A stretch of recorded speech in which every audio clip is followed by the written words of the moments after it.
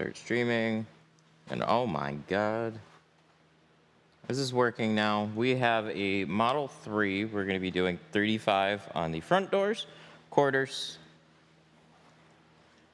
Those are rear doors. Front doors, rear doors, and quarters, 35. And then we're going to be doing 50 on the full front windshield. This is going to be kind of an opposite full car. We're not doing any of the back window, which, believe it or not, doesn't really look strange. Mine still is not tinted for other reasons, but you have that gradient, that little opening. Honestly, it doesn't look that weird.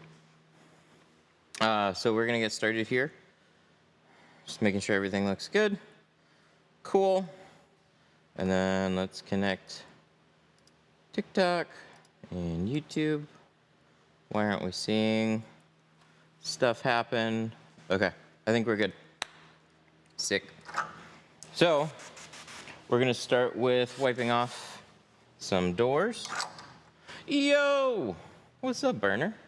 How you doing? It's been a minute. Wish it was more often, but that's sometimes how this goes. We've been busy on other stuff right now.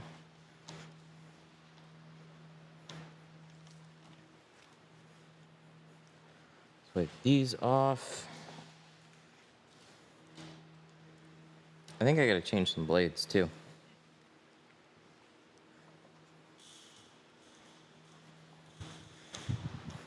Been busy. Good. Me too. Been busy. Not as busy with tint jobs, more busy with other projects that we're working on here. But we're having fun. Okay, before I spray this, I'm gonna cover this panel.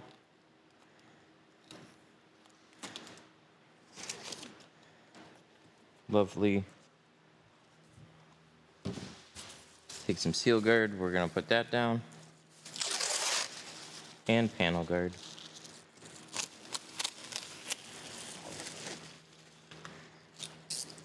Then we'll just do it one door at a time.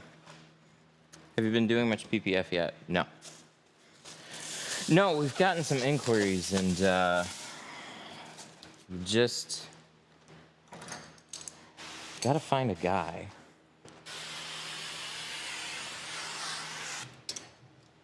It's kind of a combination of the two. It's like we have some requests, but we need the right person too, and just kind of like balancing those out until we do it. 'Cause I'm not gonna be the PPF guy.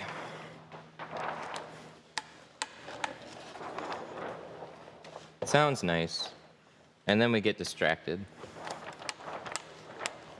We're working on some really, really cool business tools though. And some of them are, like, we're using them right now, and we're really just like running into some little hangups here and there, sorting those out.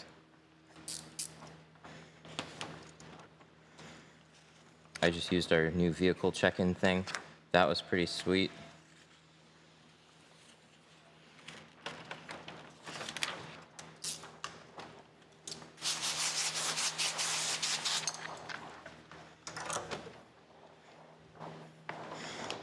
Dude, I'm stoked for some of them. They're really, really fun. We're working on a, it worked last night. We're sorting out some bugs and cleaning it up. But basically, a like advanced note-taking system. So if somebody calls you on the phone, I can tell you guys. But somebody will call you on the phone. You'll talk to them about, you know, their vehicle, what they're interested in getting. And then it basically takes that entire conversation, transcribes the whole thing, and then picks out stuff like vehicle, make, what they were interested in. And then it'll attach those things to the contact. And then from that, you could do some pretty crazy automations. Like you could send them immediate follow-up proposal about what you just talked about without ever having to stop tinting, essentially. It's fucking sweet.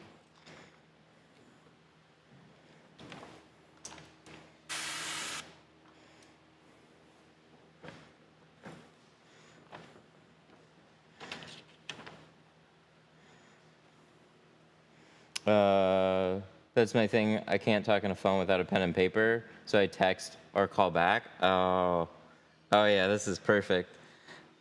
The other thing is, like, it's just been fun to kind of integrate this into it. We already have an AI bot responding to every customer. So if somebody just messages us and asks pricing, it'll get their vehicle, make, model, and information. It'll record all that down. They'll get a price. You can do fun stuff like actually restrict certain vehicles. So like we have special pricing for a Model 3. We have stuff set aside for like, transit vans, C6, Corvette, that kind of stuff. It'll actually determine like, oh, this vehicle, yeah, I can't just give you pricing on that. So it's been fun. We're having a lot of fun with this. Using masking tape, then put the plastic on the tape. So, what was that? Oh, best way to get the door covers to stick. Yeah, so if they're not sticking, you can try wiping off the panel first with some alcohol. Panels are really tricky because they basically make them so nothing sticks to them. So some panels stick really well, some panels it just like doesn't grab very much. So what we do is we'll take an extra piece of like the seal guard tape and use that on top of it. It's just trying to make it, a nice balance between sticking or, the downside is if you make it too strong, you might start damaging panels. So, and then there's other like tape sticking to itself issues, like on the roll. I'm gonna be taking, or how can I make 20% to go down to 5 without removing 20? Just add another layer of 20. That'll bring it to 5. I'm gonna be doing a PPF class next month. Have you started with PPF? Have you started with the PPF bag? So that is where we wanna do PPF. The challenge is 2 things. It's 1, getting the work, and then 2, having the right person to do the work. So,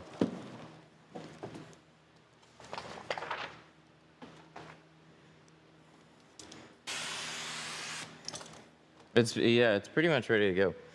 What kind of blades are in the pink knife? We got special black thin carbon blades. Emphasis on the thin. The thin blades do a super good job of just cutting through a top edge without snagging.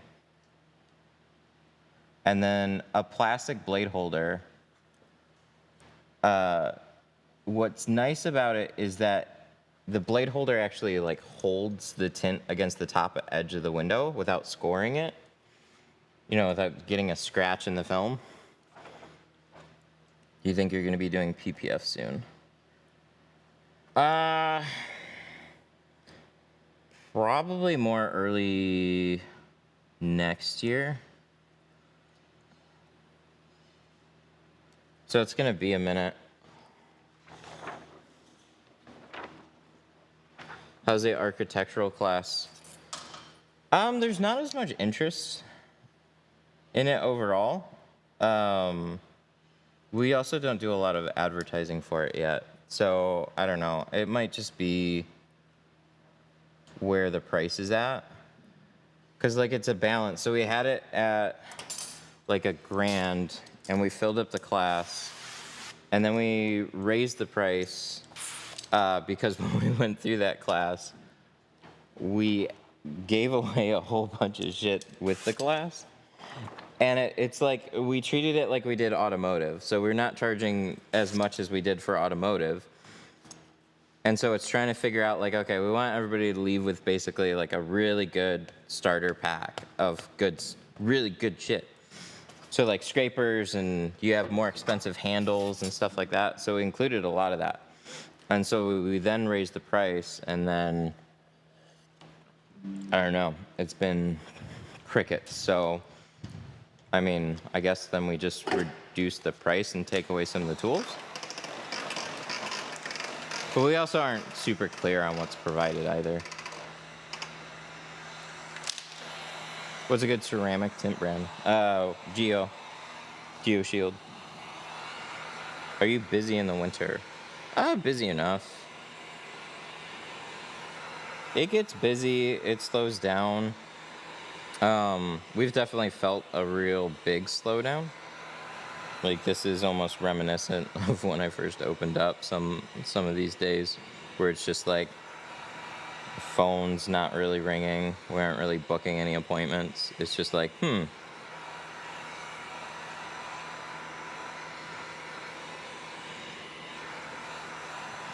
gotta get some Facebook ads together.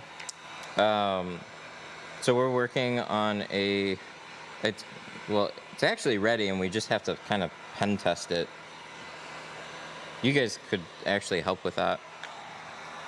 If you guys just text our shop number and pretend to be a customer interested in getting tint, we have a bot set up right now that'll just answer all the questions down to pricing on the vehicle. So we kind of want to try and break it and see what issues that we get from it. We've definitely had some that have been sorted out, but it's just like, oh yeah, I forgot to account for that type of issues.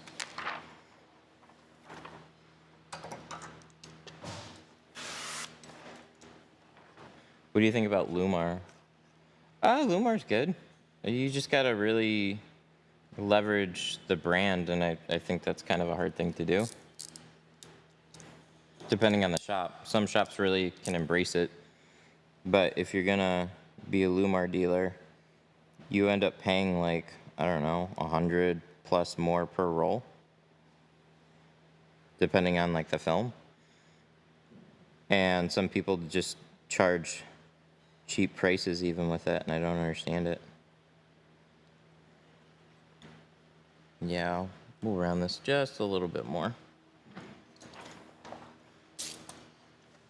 I legitimately have no complaints with GeoShield. Yeah, they've been solid. I've got a few. Very minor ones though. It's like, add some additional shade options in certain films, like a 30% would be great. But yeah, like as far as the film itself, it's been great. How much slip do you use per gallon? I use 1 ounce per gallon. Okay, that's pretty good. Let's see how this goes. Lumar versus Expel. If I had to pick between the two, I don't know. I mean, I wouldn't want to pick either, honestly. Which is why I use Geo, but it's more of just a like fundamental, like they're too corporate.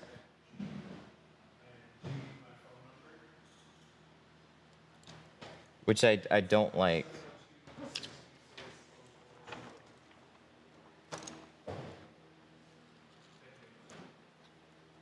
Yeah, there we go. Okay, we'll leave this here, and then we should be ready with this one.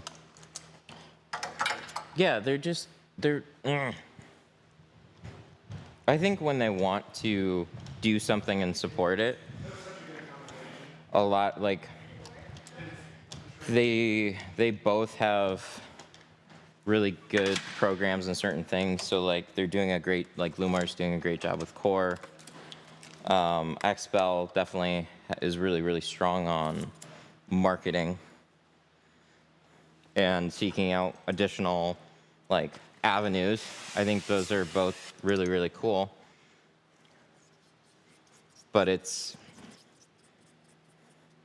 I don't know. It's always been one of those things where the exclusivity, the way that like they're both just kind of after bigger businesses, and I get it.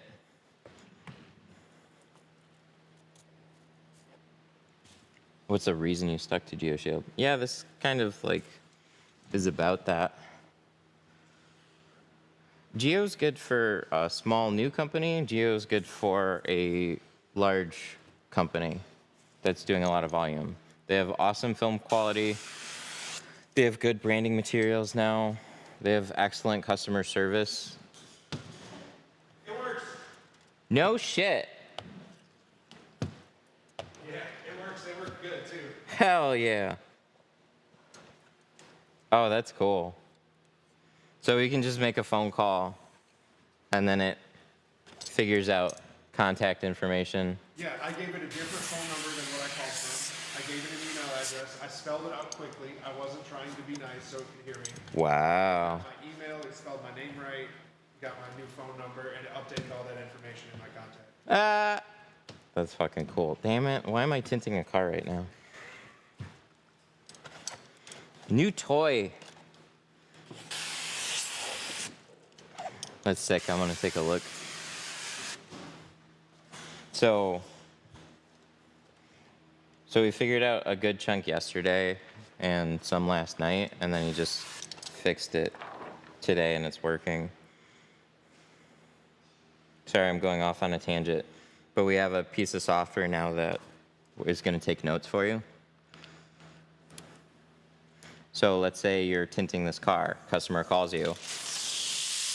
You want to give them a quote, you just do it over the phone. So they tell you their name, vehicle information, what they're interested in getting. You give them a price.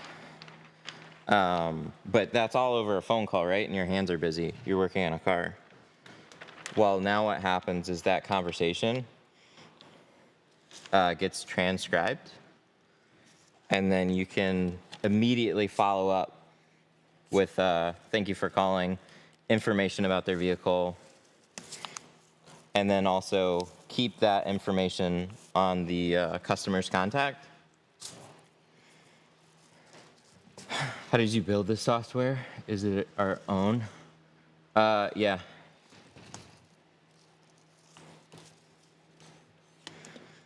So we've been working on a lot of, oh my God, come on. Just snagged right there. Hang on. Let's make sure that gets tucked in.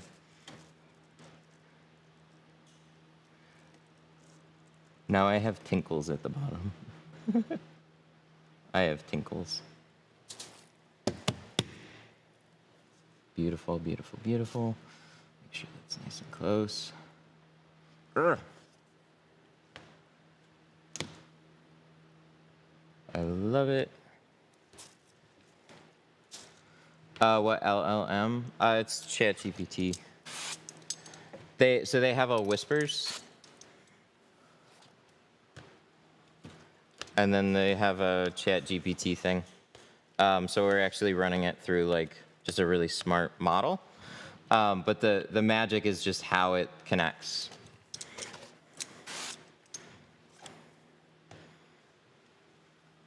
Fucking cool. Okay, so I'm gonna do a test here in a minute.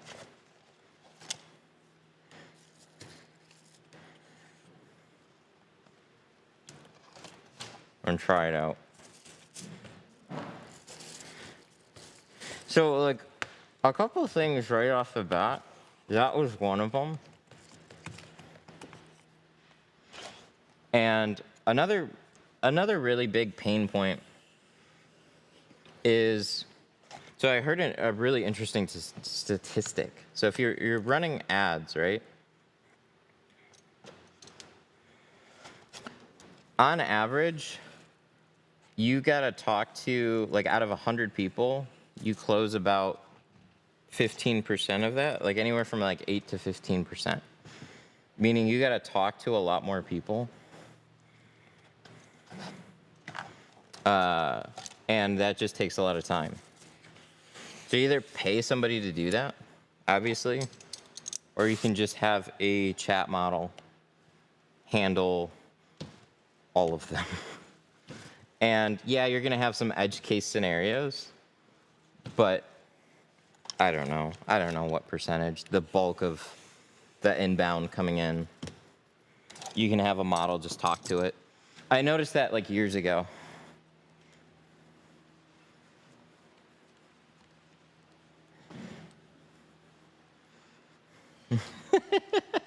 Bro simply pulls the spray thingy out of his inventory. I know, I should have like a little inventory menu like pop up here and just like highlight select. Yeah. Definitely. How much do you usually charge for previous tint removal because of the new tint install? So sides and rear generally are around $250. That's usually where we start. Ooh, this looks nice. I like it. I guess we should do more windows, huh? Okay, one thing I'm gonna do quick though is I'm gonna make a phone call.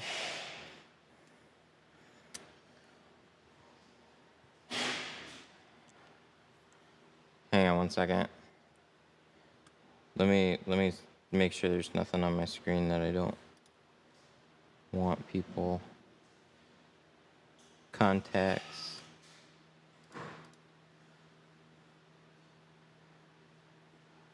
We're in Sterling Heights. This is Detroit Tint Studio.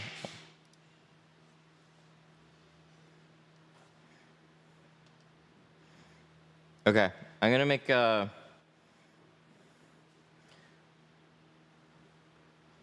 contacts. So will it update a contact? It should have. I'm gonna look. Okay. Okay, so here's like, this is my contact here, and the vehicle fields are currently empty. So what I'm gonna do is I'm just gonna make a phone call. So these right here, those are empty. So I'm gonna make a phone call. I'm gonna call the shop. Thanks for calling Detroit Tint Studio. This call may be recorded for quality purposes. Let's see here.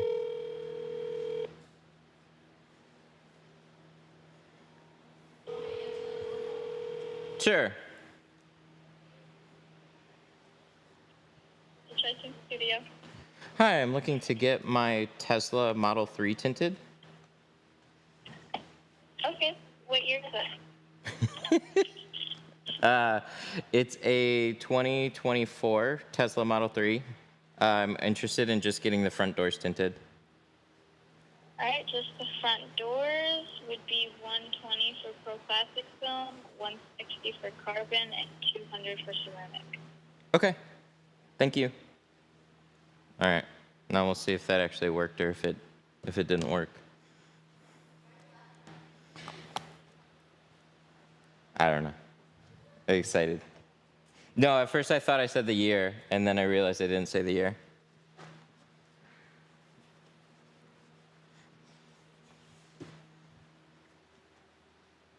Okay, where is it? Huh? It didn't go through? Why didn't it go through?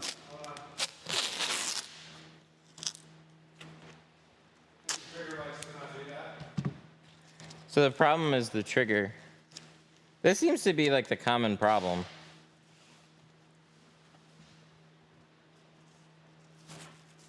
So when it works really well.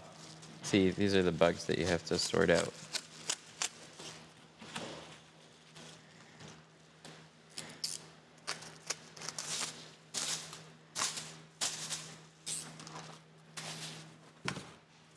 All right, let's go back here.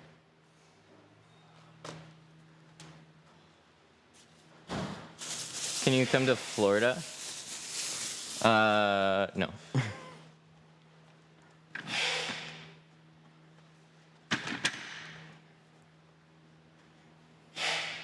No, I'm stuck here. Going back to the Philippines soon, though.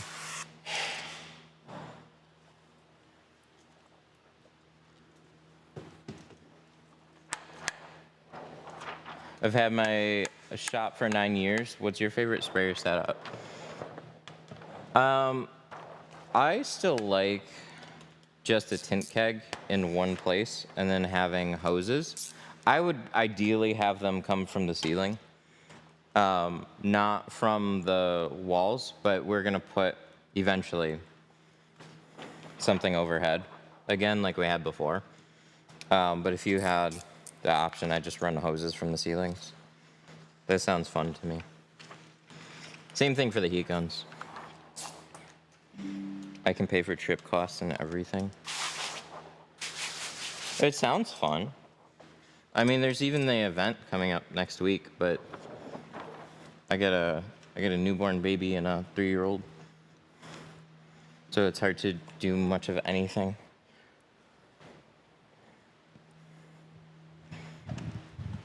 Vacations do sound fun, though.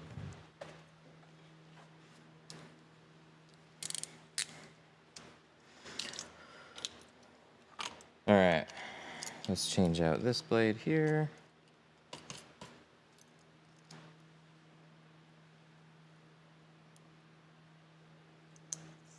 How much is your beautiful garage for rent in Detroit? So the shop without utilities and stuff is $3,400 a month. It used to be $2,400. And then after 2 years, he hiked it up by $1,000 because I only signed a 2-year lease.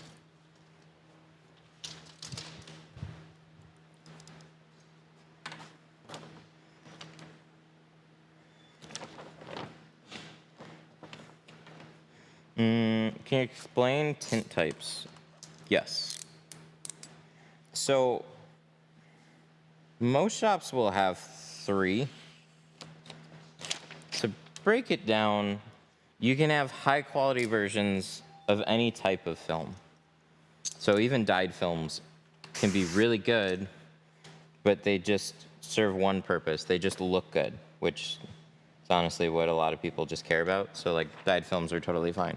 So you have, your main ones are dyed, then you have carbon, and then you have ceramic. So what we're doing right now is a carbon film. So carbon films are made with no dyes, they're made with carbon. Carbon darkens the film, but it also helps block some heat. So the more carbon you add, the more heat that it's gonna block. Where ceramic can be made one of 2 ways. It can either be made with dye, or it can be made with carbon, because it's got to get its coloring from something. Ceramic doesn't give it its color. Both of them are good, but ceramics will block consistent heat throughout all the shade ranges, or pretty close to.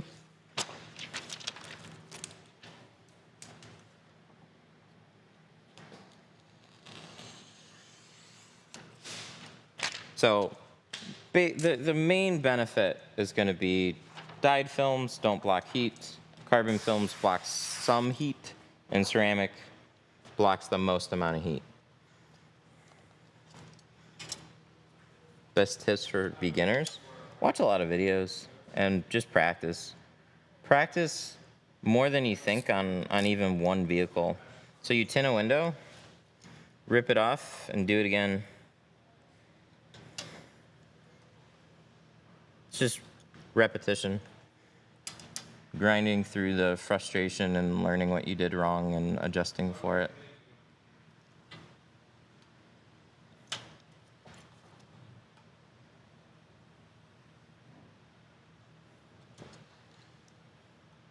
What tint do I use for headlights? It worked? But if I make a call, it won't work. I didn't say that. Well, I can leave my contact there and then just try and make another call and then see.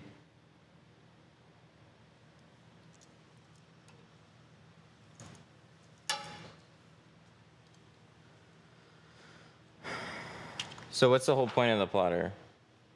The plotter is good at speeding things up, but it doesn't have as much precision on every vehicle. So when you're looking to do door windows, how that top edge matches up really matters, at least to some people. And that's where there's so many little differences between cars and a lot of differences in software. Some patterns work great, especially really well supported cars. Really popular models, especially because a lot of people are doing them. So they're gonna just be tested a lot more. But you're printing a pre-programmed pattern that is supposed to fit, but there's always gonna be little tolerance differences in Windows. So some patterns, they just work out great, and some patterns don't quite work out as well.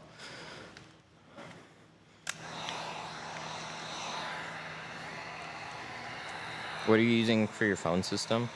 We're on a new system now. We were using Google Voice for the longest time.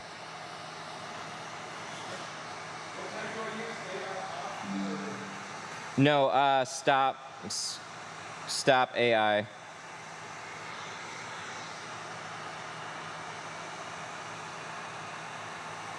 Is it going off on a tangent? Well, no, it's somebody needs help on that thing when you go to transit flagging. We have two different businesses that go to the same phone. It's a problem.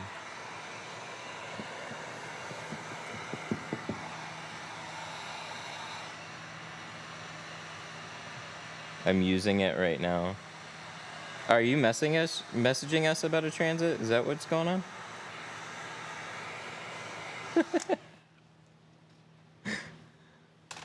It might be somebody in the chat. I was just trying to mess with it. I don't know if they're trying to mess with it, but it's not going to teach you how to tint. It's not programmed for that. Oh, no, it's asking about tinting it, about how much it would be. Oh, just ask about tinting it? Yeah, I actually pricing. put it in, and I have pricing for front doors and windshield, and if they mention anything else, it should tell them that we need pictures and we got to custom quote it. Barn doors in the back, all glass is stationary, no pop outside glasses. Front doors and the rear doors have power windows. Be 12 separate windows ranging in size. I can send a picture if that helps. Yep. Send us a few pictures. But yeah, I actually, the AI set up for that scenario, which is cool.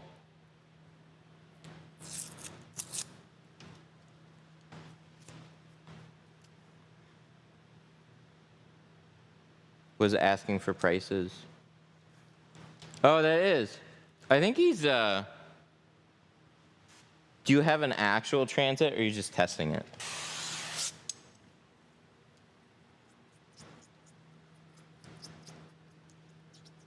Based on the message, I feel like he's actually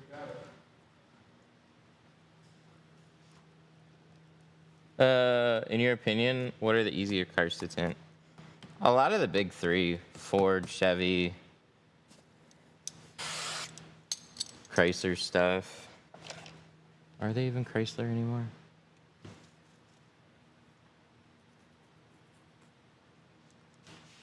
So you know why customer chose this car carbon over ceramic? Yeah, because they wanted something nicer than a dyed film.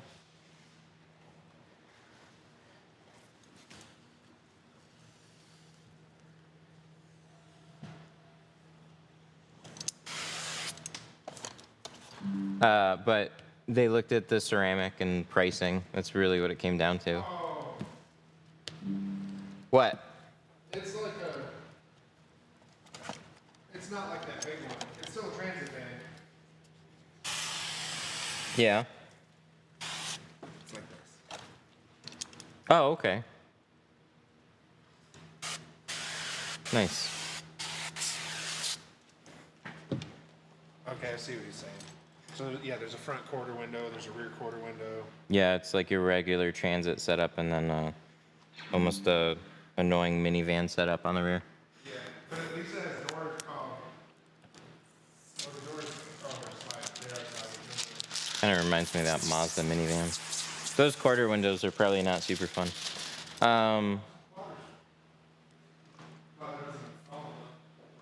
True. But yeah, as long as it's got those patterns, that'll make that one easier. Why don't you use a plotter for everything? Precision. I've used core a little bit more for door windows, and it's like overall it's good. It's just not as good, and that's what I get into. I want to get super good. So like patterns get pretty close, but it just depends on the window. It's just not quite as accurate as hand cutting is, but it's gonna be good enough for most people. How much time do you take to tint a sedan car? Depends on the sedan car. So if it's something like a Malibu, a couple hours. If it's something like this, it'll take usually about an hour longer. Just depends on what it is. Any suggestions on the quarter windows for 2016 Camry? Camrys are hard to make sure there's no light gaps. You got to make for those, you always got to make your patterns a little bit wider, but then the difficulty of that is then you got to tuck that farther in. So you don't want to just cut it exact. You have to find an edge that you can kind of use as a guide, cut that, slide it over, and then cut the rest of your pattern, so then your pattern is now bigger.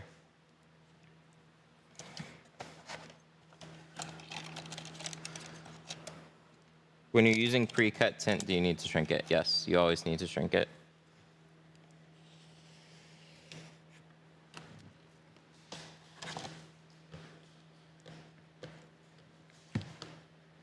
Come on, big bubbles, go away.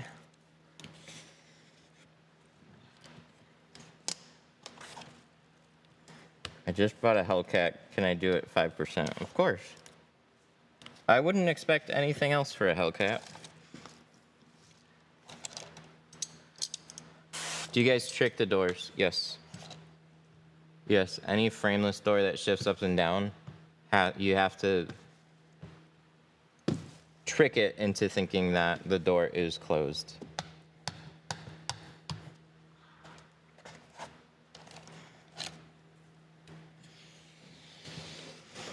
I'm 15, trying to get better. Shops won't hire because of age. Makes sense.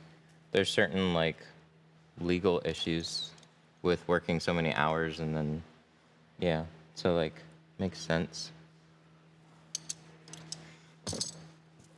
We're gonna shave this off a little bit once it's a little bit more dried. I've been really enjoying shaving with the carbon blade, with the pink. Yeah. I think I like that better than with my razor blade. Get a little bit more control. Yeah, on that side I'm just gonna wait on that for a little while. This side's overlapped slightly. This newer one's a little bit different. The way that they do the laminated glass, they bevel it like inwards, kind of far. So like they're not identical. So you're cutting on one piece and then you're getting a fit on a different fit on the other one. So just warm this up and let it sit for a little while. We'll come back to it. And that's when we'll pick it up.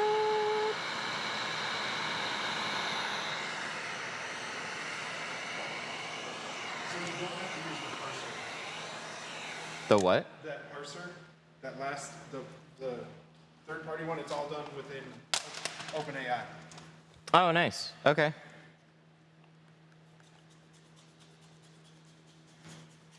So, is the hook working better? It worked. I mean, it worked for my last call. I haven't touched it since then. I left it saved, so Okay. you can give it a I'll try. try calling it again. Oh, there was Xfinity. I don't want to talk to them. We're calling Detroit Tint Studio. This call may be recorded for quality purposes. You can just send it to voicemail. Yeah. Your call has been forwarded to voicemail. The person you're trying to reach is not available. At the tone, please record your message. When you have finished recording, you may hang up. Hi, my name is Matt Blackmer. I'm interested in getting my car tinted. It's a 22 Malibu. Looking to get just the windshield done. Phone number is 248-913-2396. Thank you. I just realized I can't necessarily. It's gonna be on a different one, isn't it? Ugh. All right, where do we go? Why isn't it pulling up original contacts? Why is it doing that? Contacts. Come on, contacts. Give me my list.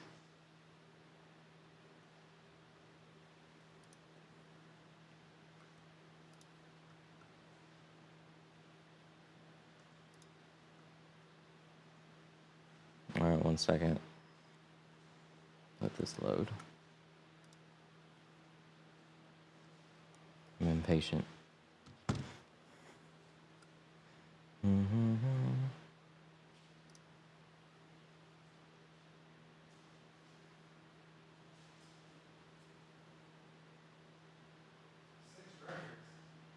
Huh? It says there's 6 records waiting to be. So it's still getting hung up again?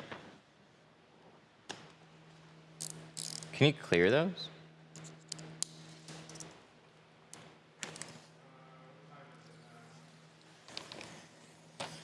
Does the water go to the inside of the door? Water goes to the inside of the door and then out the bottom. Like when it rains, water's still getting into your car door. There's seals, but they're not actually sealing the water out. There's still little gaps and stuff. So this water is going down those same like avenues. Pro Nano ceramic or C2 ceramic. We're slowly switching over to C2.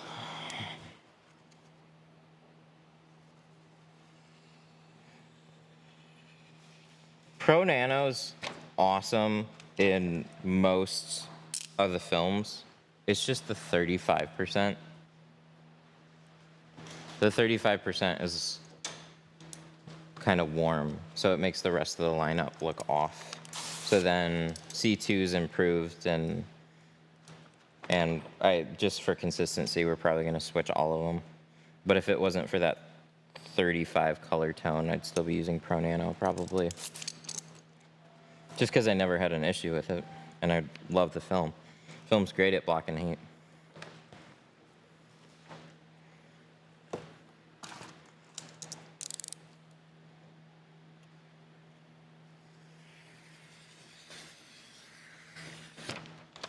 I'm in the hospital because I crashed my dirt bike. Oh, damn.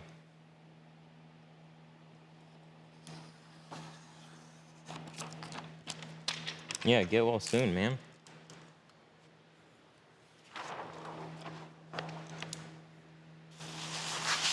What's the best website to buy film if you don't have an LLC/business license? You can just get from 313tint.com.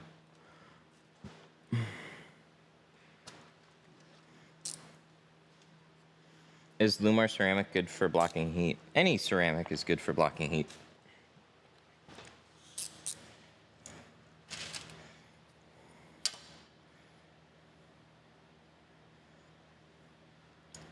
Can you show best angle for a top cut? Yep.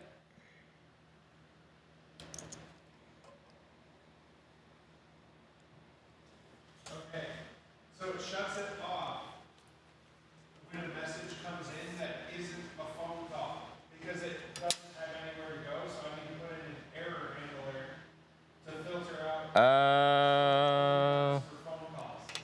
Oh, okay. So all those messages that you just had, Yeah, they were stuck in there because the text came through and it got hung up in the automation. that answer is so much better than, I don't know, we just have to reset it. Yeah. That makes sense, because that's what we were going to do anyways, we just didn't. But that would make sense for every situation, because when you're testing it later, like no messages are coming in.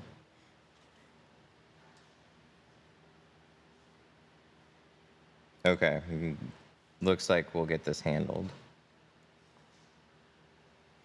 See, this is good. This is why we test things. So all the text messages that were coming in were fucking up our current automation.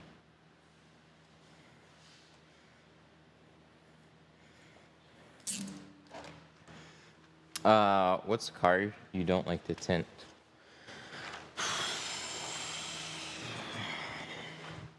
I don't know. Like an average car that we'd probably get that is just like, oh, that's not super fun.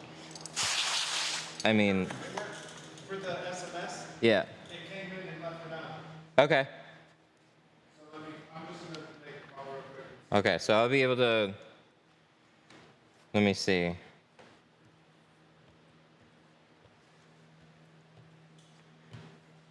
Gonna do another test. It's gonna try and,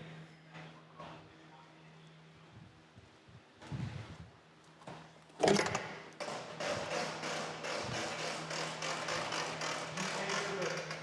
have to say anything. I just want to see.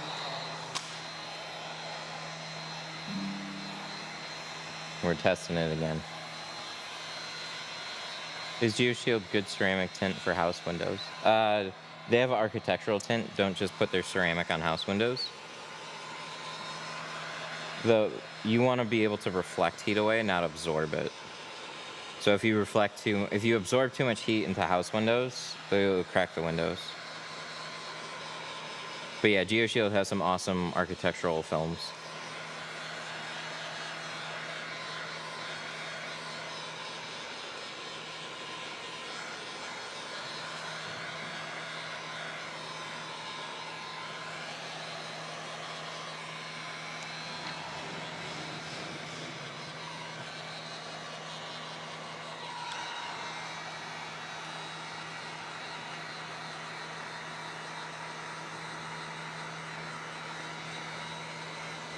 Okay, so we're just getting this shrunk.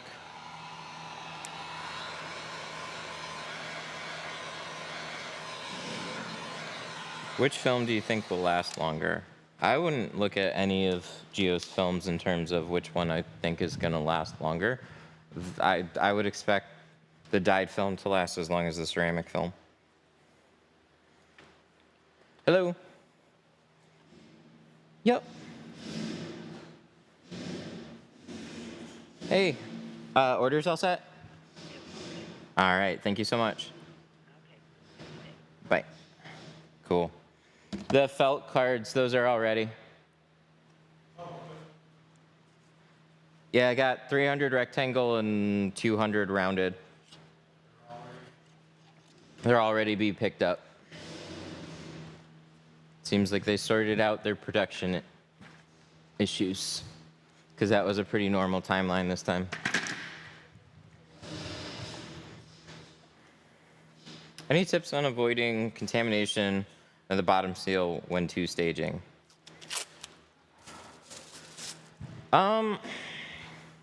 It's working?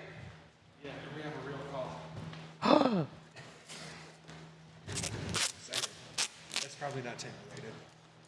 Are you done with the call? Nice. Oh, come on. It's all right. It's all right. It's going through. Well, that's... No, they need a car. Yeah, it's running right now. Yeah? Went all the way through. See, I'm curious to see what note we put on there. Yeah, because we're going to have like 50 branches off of that. Like, if they're interested in classes, go here. If they're interested in tools, go... Well, yeah. Like, shit. Well, that's why we need a different phone number for the store. Yeah. Site. actually. And then Google my business page for the site. And then that will help. But you're still gonna get crossover, which is fine. Well, we have the profile now, so we could set it up, but.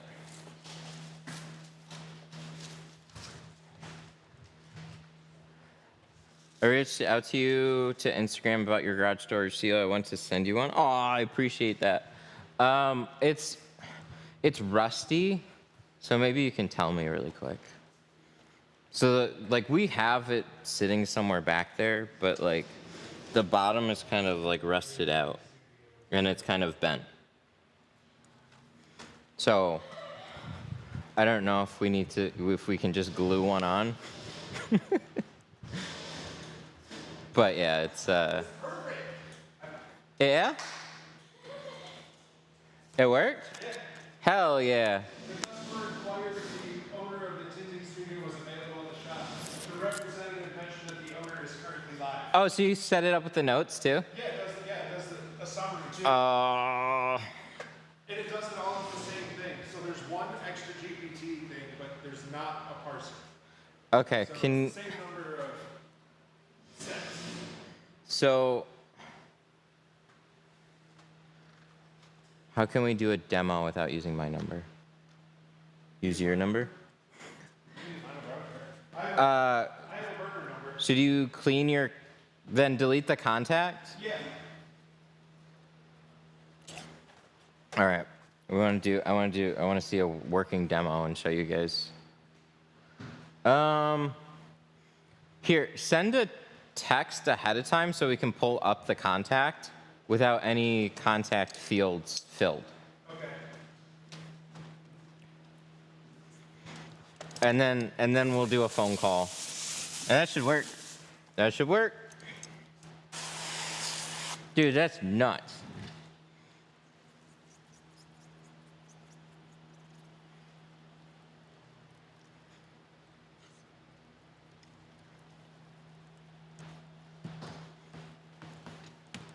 And we'll pull it up. We'll pull it up on the computer. And we'll get this train moving. Okay. I sent a text. Okay. So we'll bring it up on that computer. I've got it up over here. I mean, yeah, that works.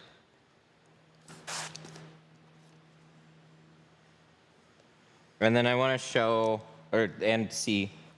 I want to see no contact details. Okay. So, It put this in here because it auto replied. oh, it's still doing that. Okay. So, in here, we have no year, make, and model right now. And then if you scroll up, there's currently no name. So this was just a simple text to our thing, just so we could pull up a contact. All right, now make a phone call. All right, and we'll pretend it's this one. You can just send it to voicemail.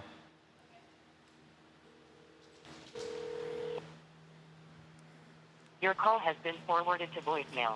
The person you're trying to reach is not available. At the tone, please record your message. When you have finished recording, you may Oh, what's the hang phone up. number? Hi, my name is Matt Blackmer. I'm interested in getting my 2024 Tesla Model 3 tinted.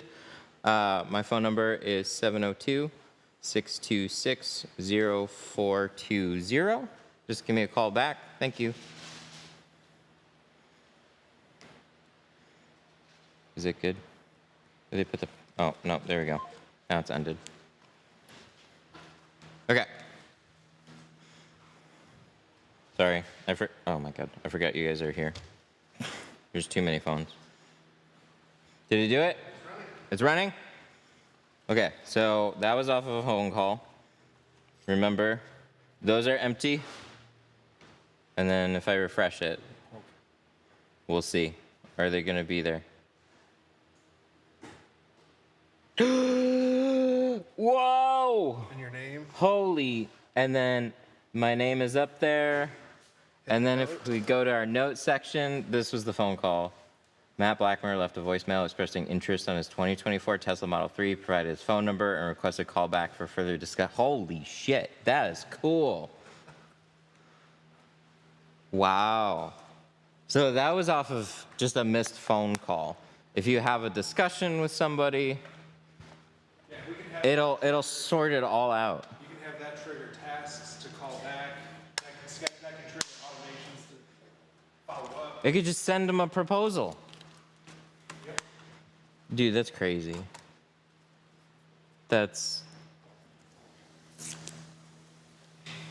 it's something special we're building right now.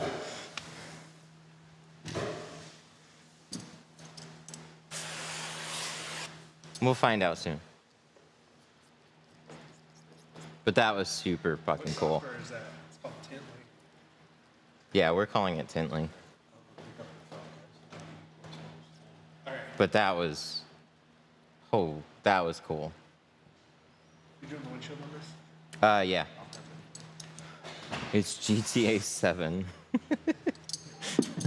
We skipped right over 6. That's right. All right, let's get this window installed. Wow, that worked so nicely.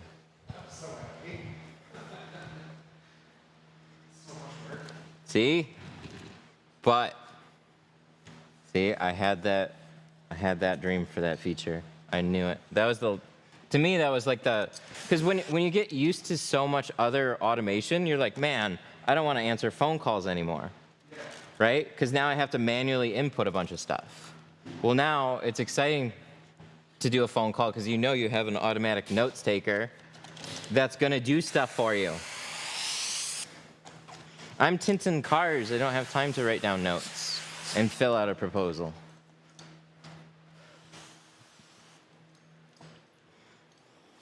I'm excited for you to see the prompts that I wrote. Oh, okay. I gotta get this car out of the way.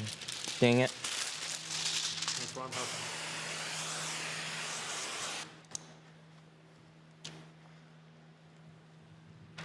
What do you do in your free time? Learn about AI and software now?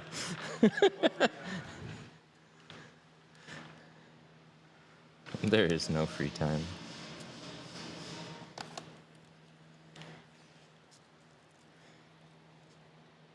Tuck this down, slide this over.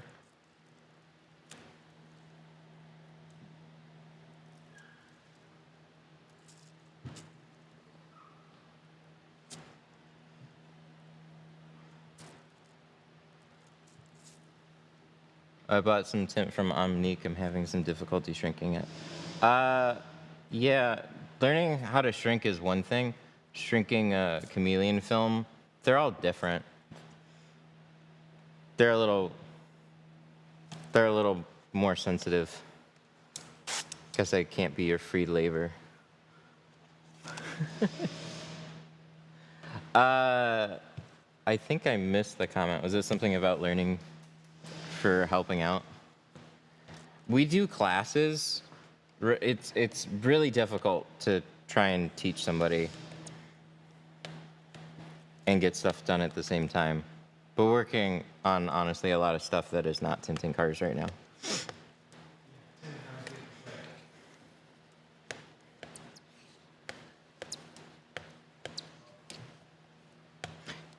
Yeah, I didn't understand this until like later, but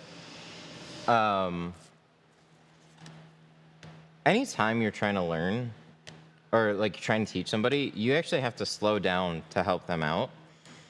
And so it just becomes difficult.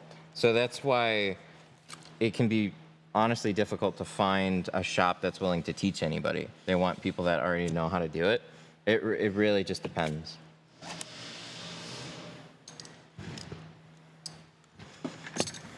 But when I was trying to teach people for our own shop,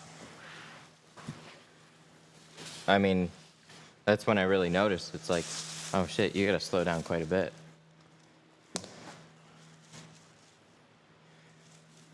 Slow down, cut it down. Yep. and then fix mistakes because you gotta let them practice and then you gotta actually do it yourself.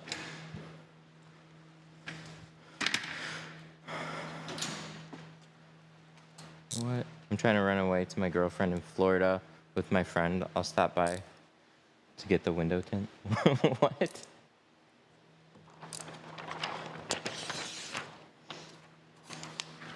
All right, let's cut this one out and get this installed.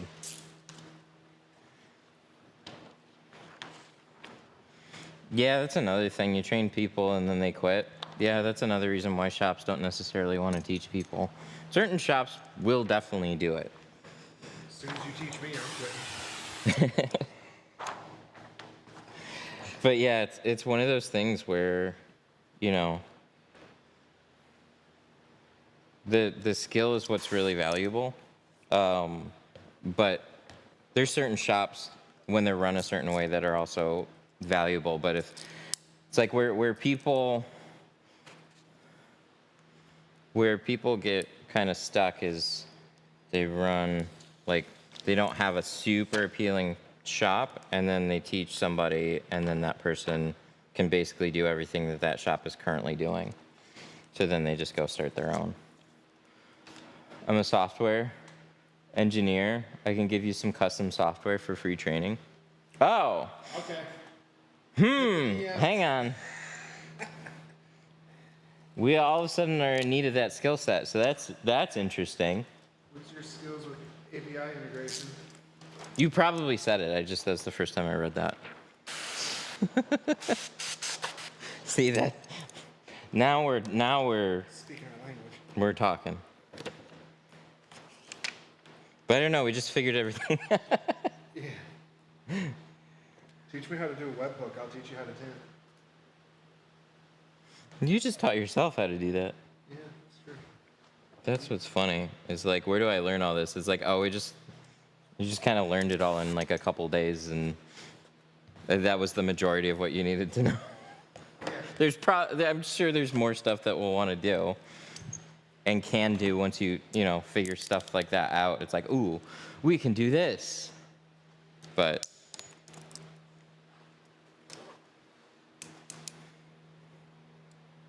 The video I watched, the guy showed how to integrate with APIs, so he could have Gmail send him an email yeah. of a list of songs that would make him happy from Spotify anytime it's a cloudy day. So he used like a weather API to integrate with ChatGPT, to integrate with Spotify, Yeah. and then back integrate with Google to just show like how you might want to use APIs, Oh, that's cool. API access.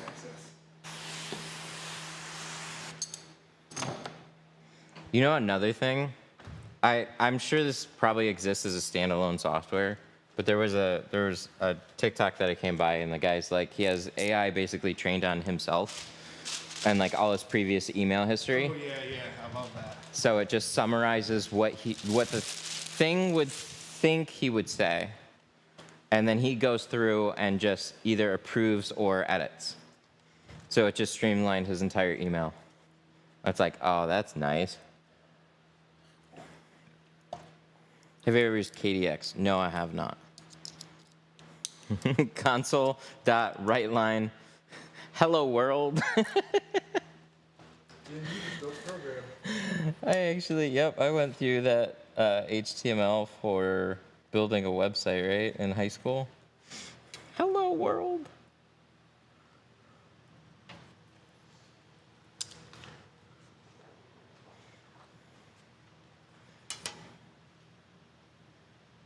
That's funny. I love that. Hello world. Is this piece too short? This feels like it's too short. Let me see. We might have just lost the corner.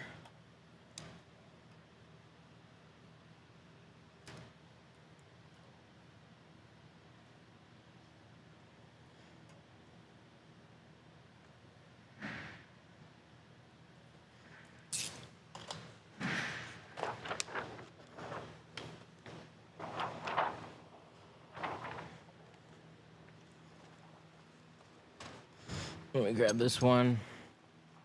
We got one more door. And then we're going to do the full windshield. Oh, TikTok just came up.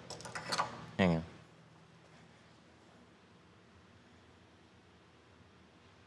Ugh, come on, TikTok. There we go. Whoa! Yeah, I was not expecting that. I'm more surprised that it worked. Surprise! Somebody super chatted, thank you. Well, let me know if you're interested. I certainly do a trade if you're interested. Yeah, I guess message us. Ooh, we can actually say message Detroit Tint Studio on like Instagram or Facebook, and then we'll have a connection through our software now. That's a good way to contact us, and yeah.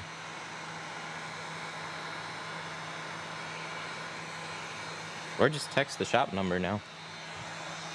Communication's so much easier now.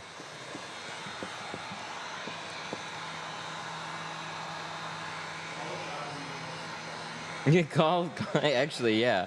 Call a shop, leave a voicemail with all your contact details. For software stuff, just put that in the year, make, and model field. Oh, no, we'll have a note summary. I forget about that. Yeah. That's cool. It's good to... I knew we'd want both. And it's in the same command. Really? Yeah. Nice. I put the conversation summary as a custom field, and then reference that custom field to create the note. Oh, okay. The field never exists, it never leaves the workflow, Yeah. but it just temporarily uses that to tag it, to track it. Oh, okay. And I said to post the conversation summary without the structured data. Uh-huh. Here, I think I can... oh, yeah. I got a little margin on this. I'm going to trim this a little bit shorter on the side, and we should be golden.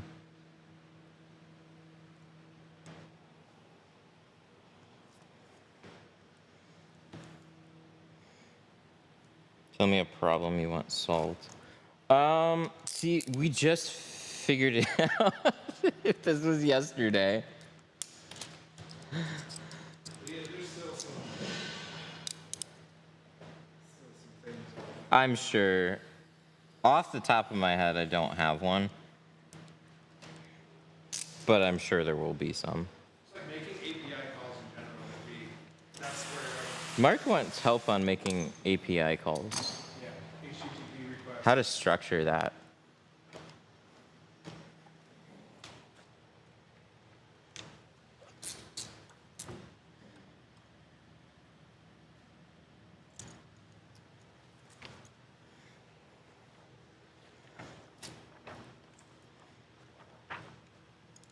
Because we're not programmers.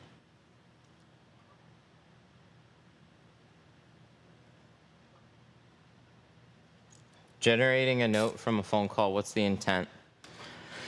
So sky's kind of the limit. What I notice is a few things. So when you have a phone call from somebody and then you have their vehicle info, you then can immediately, like you already discussed stuff on the phone, right? Well, being able to log that information under the profile and then generate an actual proposal without actually having to click buttons in software would be awesome. So like an immediate follow-up, for example. So somebody that you didn't think was gonna book with you, right? They just call, they get a price, okay, thanks, bye. They're immediately, where are they at? They're looking for another shop to call, potentially on price, or to potentially find something quicker, and maybe they're just not gonna find it, but you were just one of however many phone calls. Well, if you immediately follow up with them with information about what you talked about in a really professional manner, your odds of being able to book that client just went up. So you're not going to get everybody. Oh, that's something we can actually do. Yeah, that's we're in that, like, we just the trick for us was trying to get it to do the phone call stuff, and now that it's doing the phone call stuff, we can handle the rest. We're using a third party to make that happen, where if we knew how the API calls work, we wouldn't have to use them. That's where that was with the API. Because essentially, that web events trigger is just a series of API calls. Yeah. But, like, what's wrong with the way we're doing it right now? No, nothing. I'm just saying, like, we're relying on his version of that web host to work. And we can have, if we Oh, you want to just... we can build our own. I get it. But he did just help us out. Yeah. Oh, yeah. He helped us out a bunch.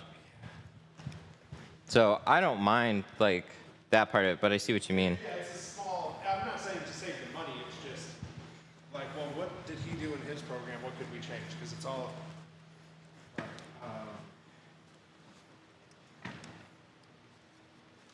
how you perceive it, so I'm trying to think of the right word.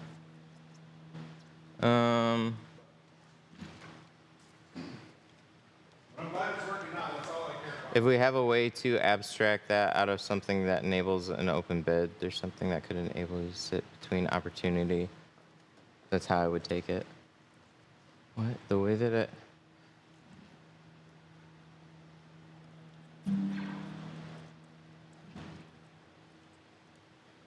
Yeah, so I don't completely understand. But the way that we can handle it right now is pretty cool. Like, we could identify kind of like what the intent is, and if they asked for, like, you know, if they talked about a quote, then we could easily, you know, if pricing and all that's discussed, then it's going to send them a proposal. Dynamically trying to do proposal, that's a fun challenge too.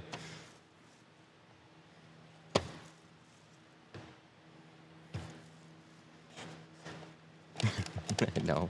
Most of chat is like, what the hell are you talking about? we want to make all the bullshit easier. That's really what it comes down to. It's like having AI not necessarily take over your life, but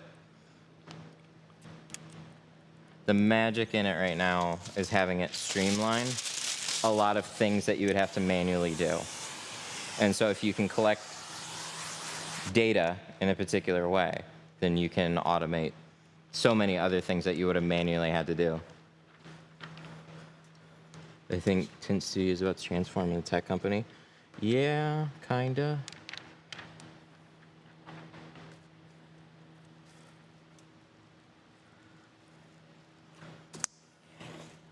See, didn't I've said for a long time, window tint is kind of like my outlet for all this stuff.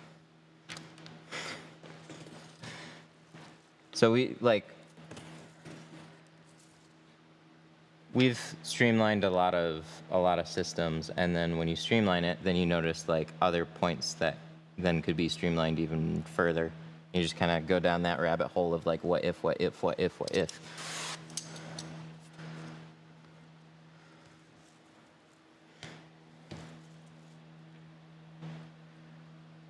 What percentage is this? This is a 35. 35 is a really nice shade, but the camera is going to make it look one way, especially like with the lighting here. So it's just a step up from 20%.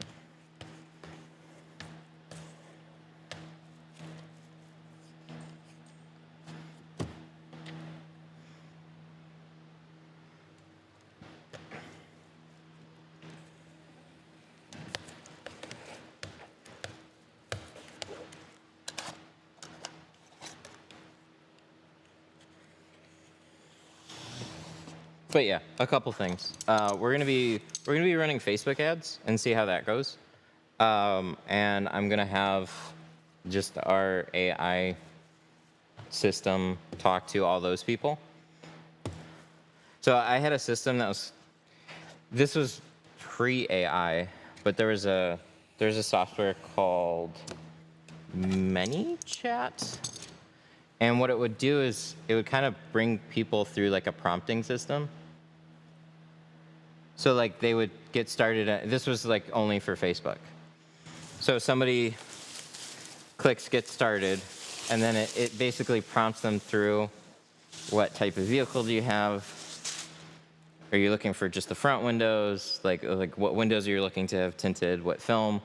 And then at the end, it'll give them pricing. And then it'll ask a question, would you like to schedule? Because I was having to do all that. And then at the end of that, people would just not answer anything. So I ran that for a while, and whenever somebody answered yes, I would immediately step in and then schedule the appointment, because I knew at that point that they wanted to book.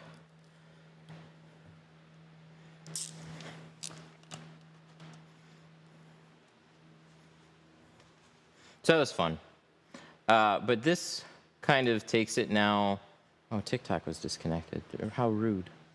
But this kind of takes it a step further, where it's just in a, AI is crazy now. So AI can just talk to people, and it'll figure out make, model, vehicle, collect all that info, and then it'll reference a pricing guide that you give it.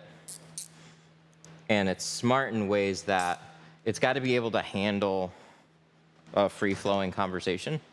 So when somebody says, I have a 22 Civic, like, it's a Honda, but does the system. And what's cool is this actually knows. It doesn't necessarily need to know it, but it does.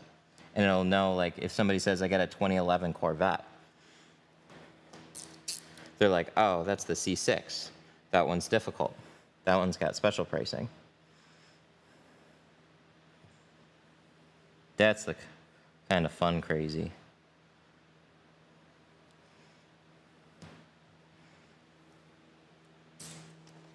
All right.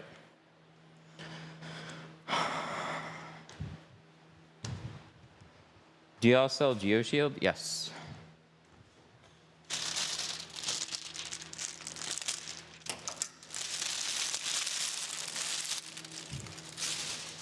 My problem with automating it would be get a few fair mixed up bookings. It's hard enough to get correct info from customers when you're speaking with them directly. Right. So that's where you just get into testing what types of things that it would do really well at automating, and what things that, hey, I don't want you to do these things. Because, like, the bulk of your customers are going to fall into, like, a particular funnel and a particular way of talking where it can be very simple. Like, the ones that book with us, generally we're on the phone for, like a minute or two. It's pretty direct. Sometimes they'll ask some more questions.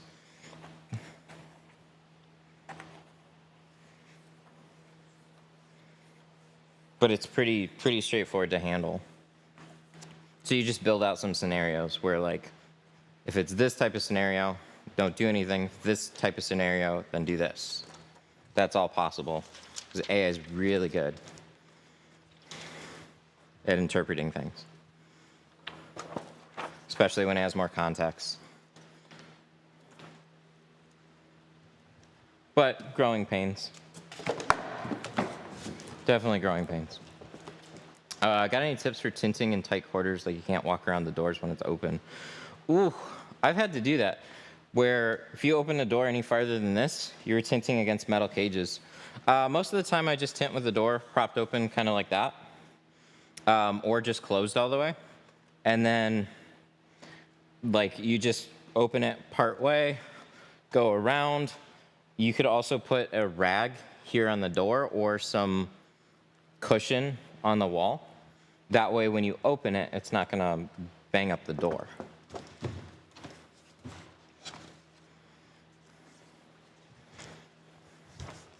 Do you sell pre-cut? No. Pre-cut was annoying.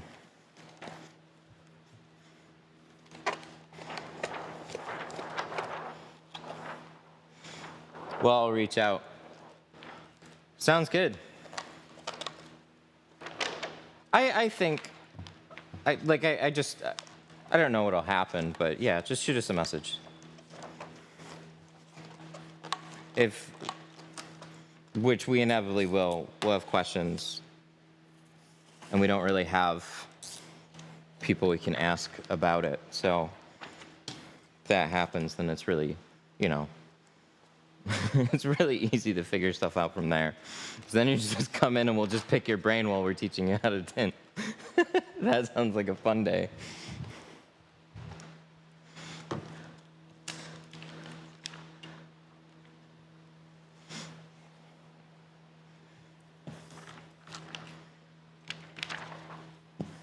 All right, let's iron this down.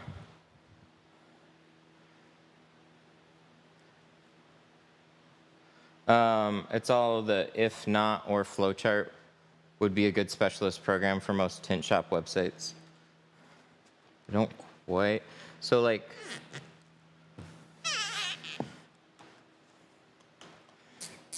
I want to get it to the point where, like, and kind of what we're working on is like you have the interpretation system, and then from there you have particular automations that you run when certain things happen.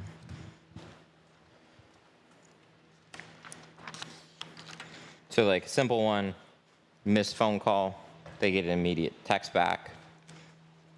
That's a simple thing to do. Something more complicated is just what we did. You do a phone call, and they're calling around. They seem mostly interested. Whatever, you got their name, their phone number, their info, but they shopped you like they shop a lot of other people. They probably looked on Maps or Google. They gave you a phone call. They're not quite settled. You want to give them something. Give them an immediate follow-up that just makes you stand out. And there's so many times that it's like we could manually have somebody do that, and we just like completely drop the ball. But to just have it all happen instantaneously after you end a phone call, well, that's cool.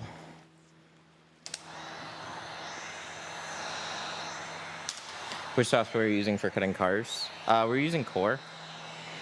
Core's my favorite.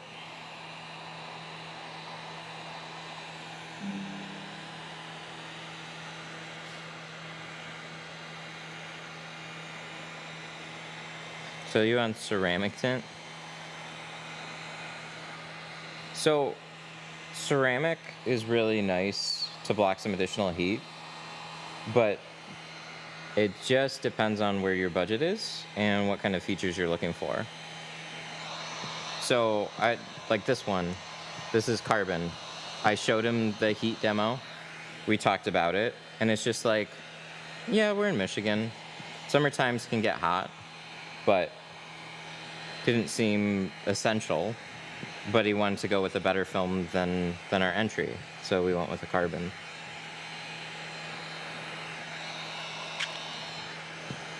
I'm not really trying to just sell and push people into ceramic. I always love doing ceramic jobs more, but it just depends. Like once you drive with ceramic, it's hard to never, like, anybody that gets it generally gets it again.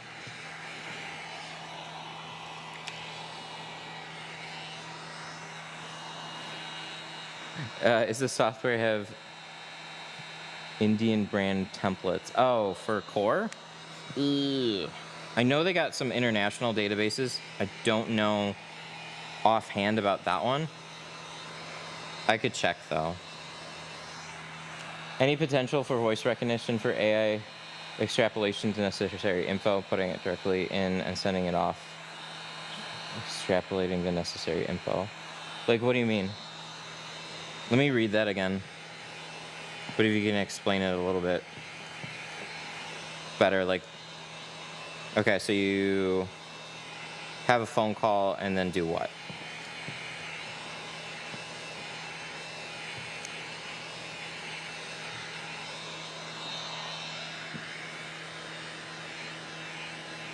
So like for us right now, you know, you have a phone call with a customer. One thing that we want to do, or you fill out a quote form, is like you have their vehicle information. Well, if they book with you, you want to take that vehicle information, you want to plug it into your invoice.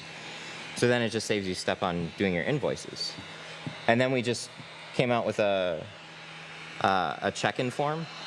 So like when the car gets here, this is for our workflow in particular. We then talk to the customer about the film, figure out the shades. And so right then and there, I'm logging what film the car's getting, what shades it's getting. And then I'm also taking some pictures of the car. So that way we have kind of a safety net. So if there was any like damage, we're recording that kind of stuff. And then we upload that and it puts it on their contact profile. And so at any point, like when we go to check out, the invoice has already been created. And then we also have vehicle damage stuff recorded as well.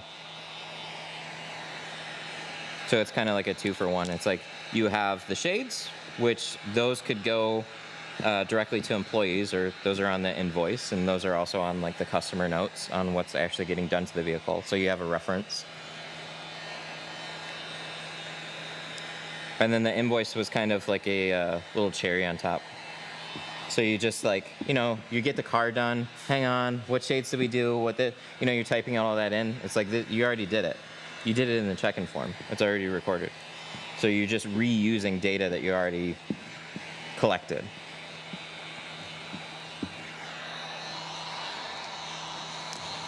You're a tard. So you're illegally tinting a windshield. Someone tells the owner that shit is illegal in every stint. It's not illegal if they have a doctor's note.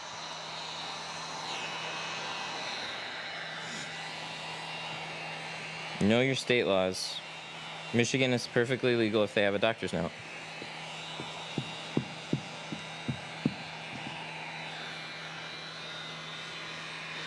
It's illegal. It's not.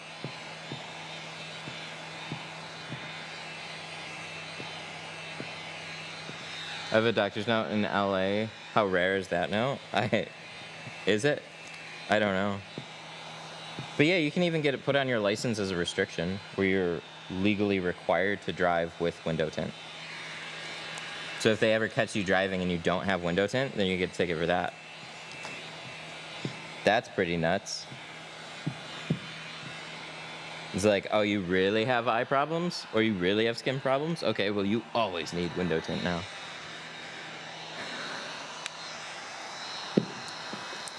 For the doctor's note thing to work, it needs to be listed as a restriction. It depends on the state. Some might have it said that way. Some states have, like every state's got different laws with window tint, so.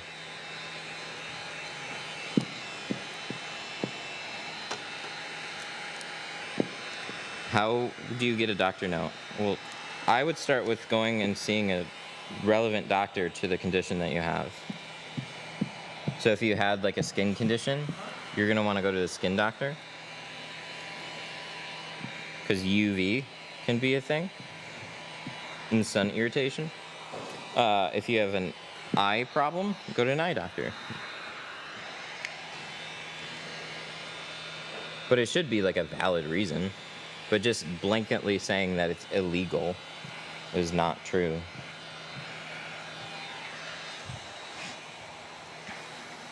That's how it is in Michigan, as far as my lawyer explained. To have it put on as a legal restriction?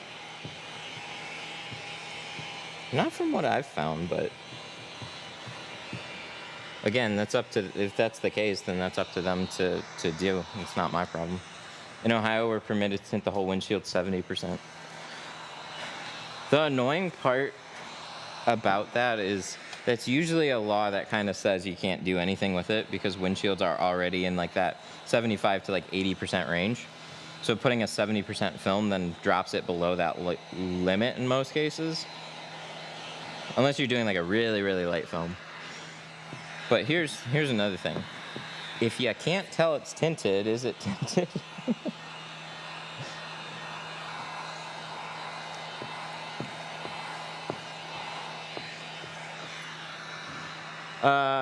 Pull info and talk to them, year, make, and model with the prices, and follow up text out sent by AI voice recognition.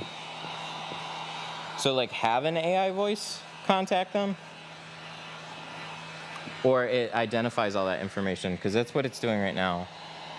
Is like after a phone call, it recognizes the year, make, and model, and it's our UPS guy. What is that? I love how they put fragile stickers. Oh, yeah. Oh, shit, hang on. Wow, that got here soon.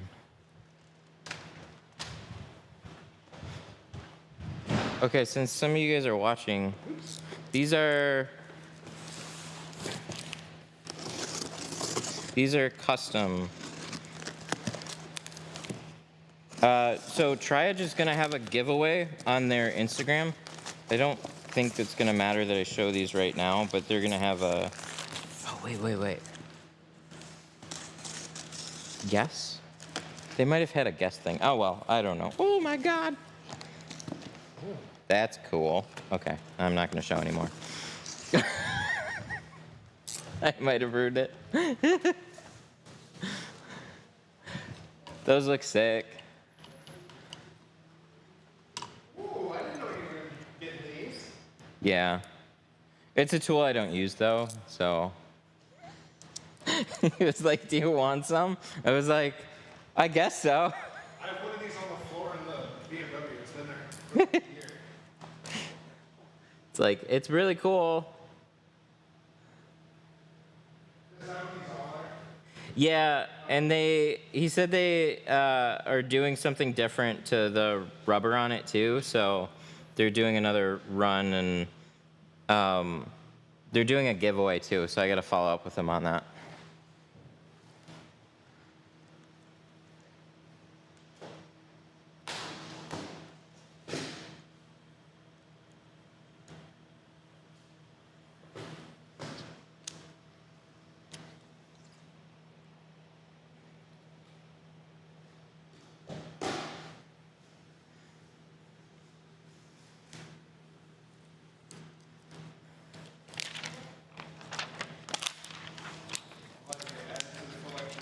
I didn't realize he was going to put the stamp on there, too. That looks good.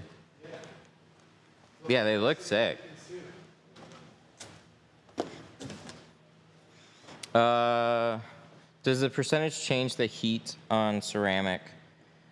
A little bit, but it's not just as clear as that.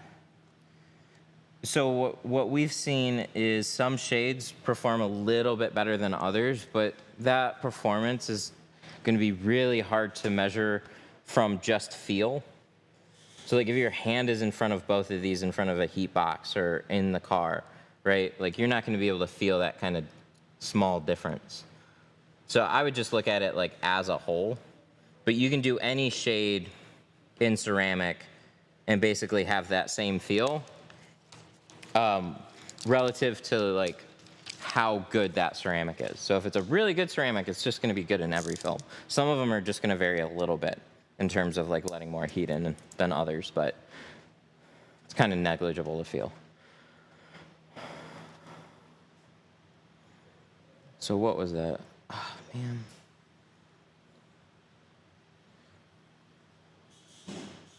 Why is 70, yeah, so why is 70% Pro Nano, 88% rejection, and the rest are 76? So Pro Nano 70 was, and I don't know why this is, but Geo is not the only company to do this. There are like select films in the very light range that would just have stronger IR numbers. And they would have stronger numbers than like any other of the films in the range. So for a time, Geo called it Pro Nano Ultra. And I have no idea why that wasn't the case with all the other ones. It's like, okay, if your 70 is going to be this, it's confusing that it's in a different league being called Ultra when you don't have any other film lines in it. But you would have like Lumar Air 80, right? There's a special light film and a special light percentage. Or a special light category that would just like perform better. But practically, like there's other things to consider too. So the actual shade does impact, like, so IR accounts for some of it. And then shade counts for some more of it too. So you gotta like take both of those things into consideration. And ultimately, when it comes down to it, it's like you sit there looking at a spreadsheet of numbers, and when you start putting stuff on your car, it's just, you can dumb it down like, okay, that ceramic has good numbers overall. Oh, what does it seem like on my car? Oh, okay, this is awesome. You're just not gonna be able to feel the differences. It's just like, if you were to measure it, which they do, that's what the actual ratings that you get. But it's generally not something that you can tell that subtle of a difference. It's like when you put 20% and 15 side by side. Front door's 20, rear door's 15, you're looking through it. Honestly, it's like, we've had customers go, that's the same film. And we're like, no, we pulled it from different boxes. We can put a meter on it and show you. It's like, some of those differences are subtle and they're hard to see.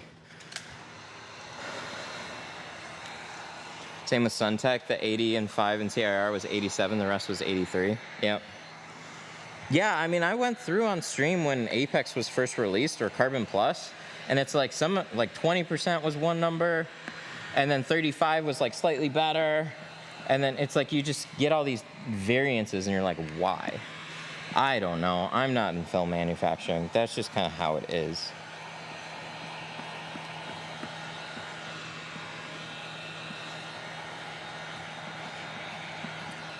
I should ask again. I know I've asked before, and that's, I think, the answer that I got, but it's been a while.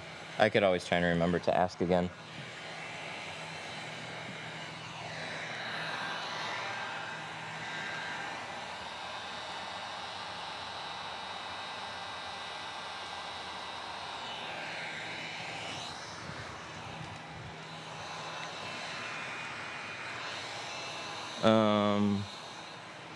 Can I purchase architectural film? Yep.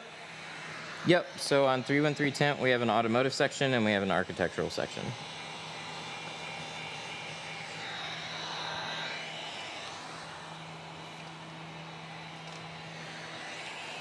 I use this stuff every day, but how they make this stuff is wizardry as far as I'm concerned. Yeah, 100%.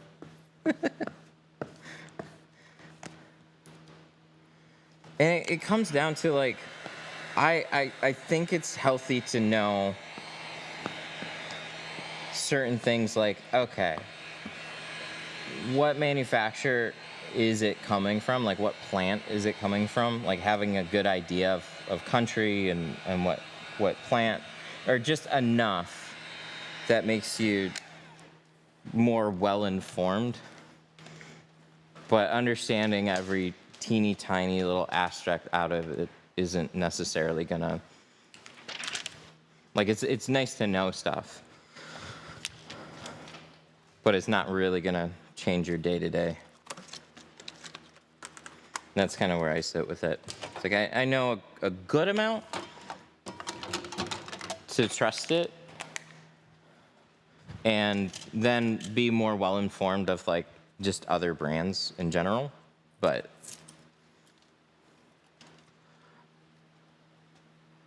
are they doing the whole top glass as well? No. Is ceramic nano tint good? Yes. Depends on whose it is, but yes. This shop is immaculate. Thank you.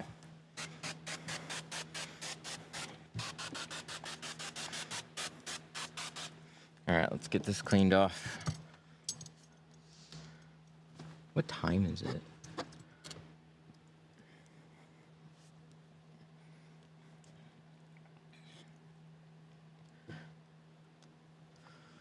How's PPF coming? Not as good as I'd like.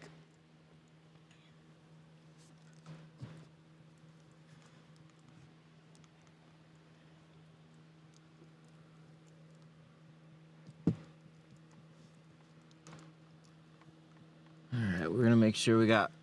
This is something I like to do even before I go live. Let's go through, scrape the whole windshield, because this is tedious. Do you work on engines? No, not at all. I couldn't tell you basically most things about an engine.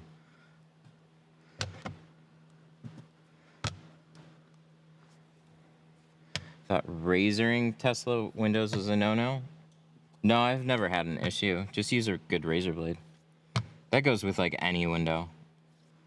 I've never ruined a window just from a razor blade.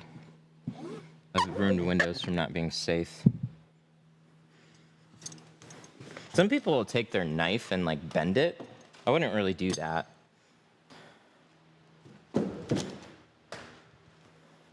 I'm heading to training with optical next month. Oh, that's cool.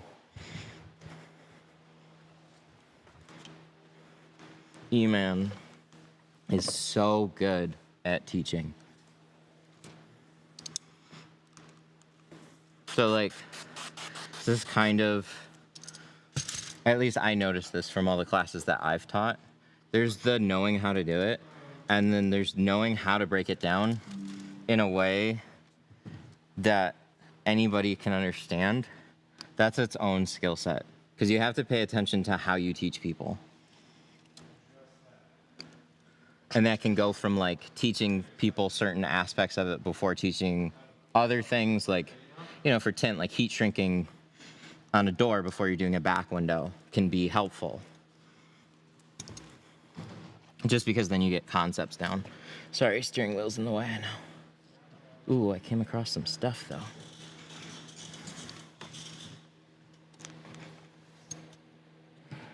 Ugh.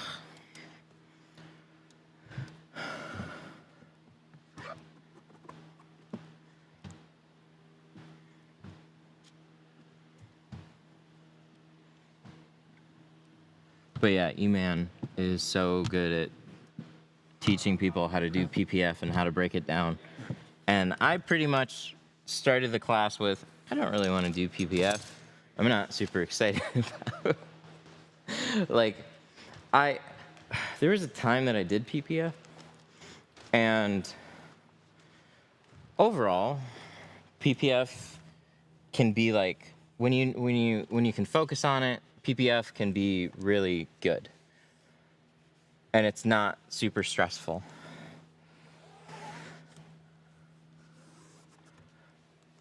And so he taught me some things, and they're on the channel. He taught me some things, though, that just made it way more approachable. I attacked everything with like a steamer and an aggressive solution, and he's like, nope, you don't need it. You don't need a steamer. Everything can kind of be stretched and manipulated and tacked down. If you do it right, you're not gonna hardly need any heat at all.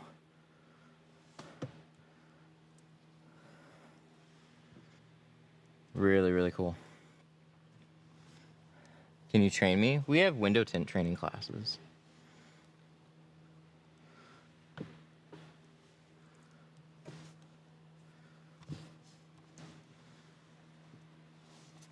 Okay. So let's get this cleaned up. Almost there. Last little bit, and then we're gonna roll this sucker and install it.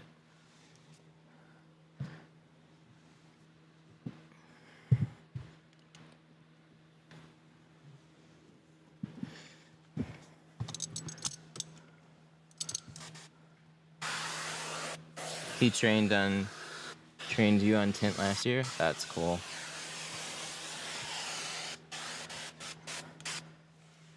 Love those guys. Can someone with one do window tinting? What?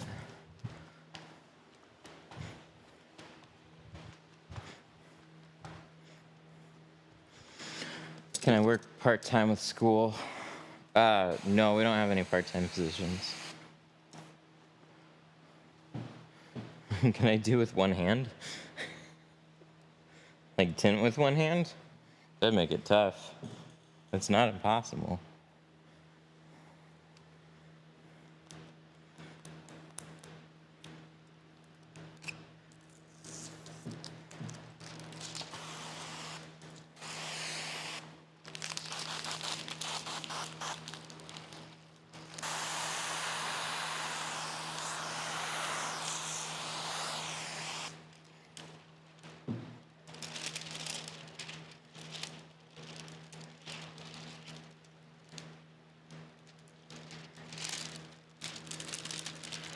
How's the day been? Good. We got another major piece done.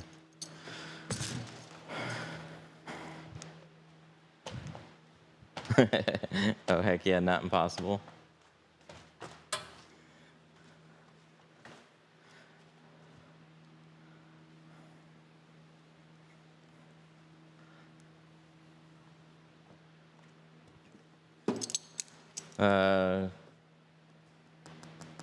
All right, let's peel this.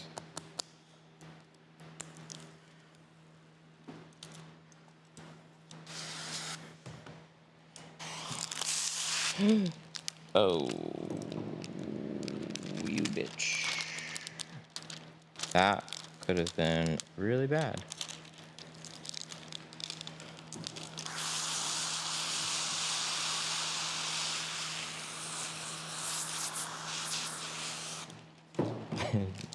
Imagine if dry tint touched itself. That would have been really, really bad. I'm glad that it didn't.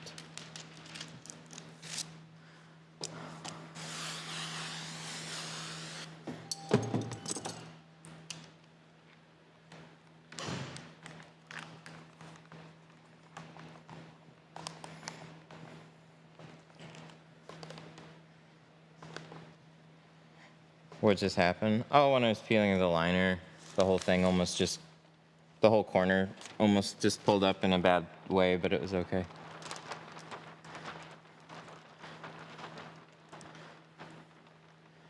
I got tint coming out the bottom half of the window. Should I replace it? Yes, 100%. You can't really just fix a window. You gotta redo it. It made me cringe instinctively. I know, right? It could have been really bad.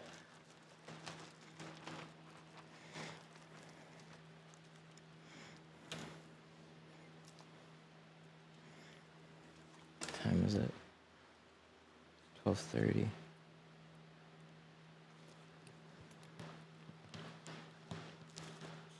Your job's cool. Thank you.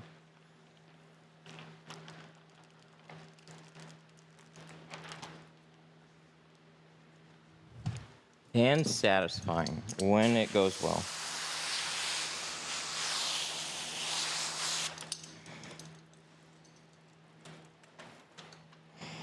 Oh, I don't have perforated seats in mine. That's nice. That probably means that they're cold seats. So why else would they do it?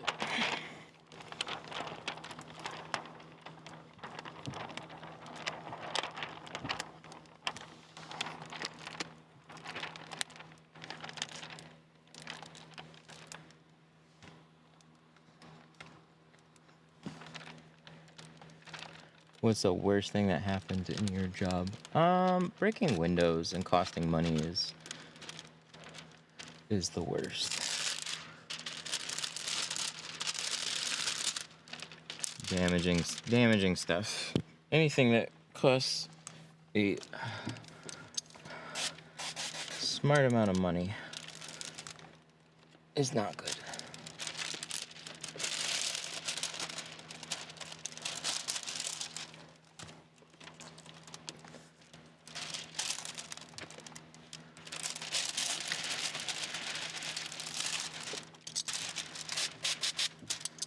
What's the best way to prevent contamination when installing windshield? Reverse rolling like I'm doing. So being really thorough on your cleanup, wiping all the edges after you squeegee them, that can help. And then trying to be really direct about getting the film onto the windshield. So this is tricky to do. But what you want to be able to do is basically when you put the tint in a spot, you could slide it, but you don't want to necessarily have to pick the tint right back up. Once it's on there, you don't want to create vacuums from the edges, especially around the mirror bits.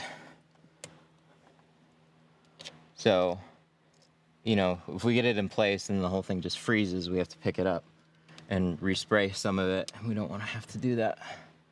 That wouldn't be the end of the world, but you just want to be really direct about unrolling it.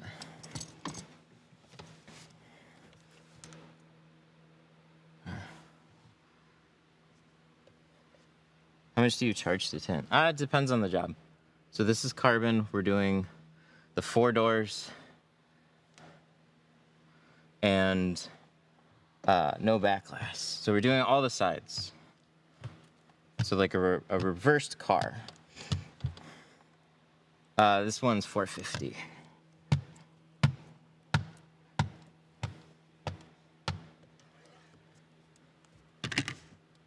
There we go.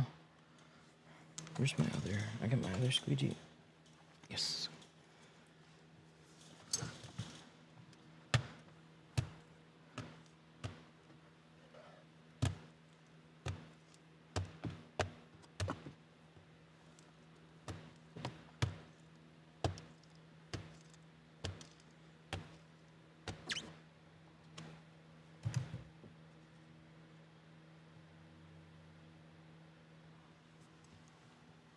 Every car is different priced.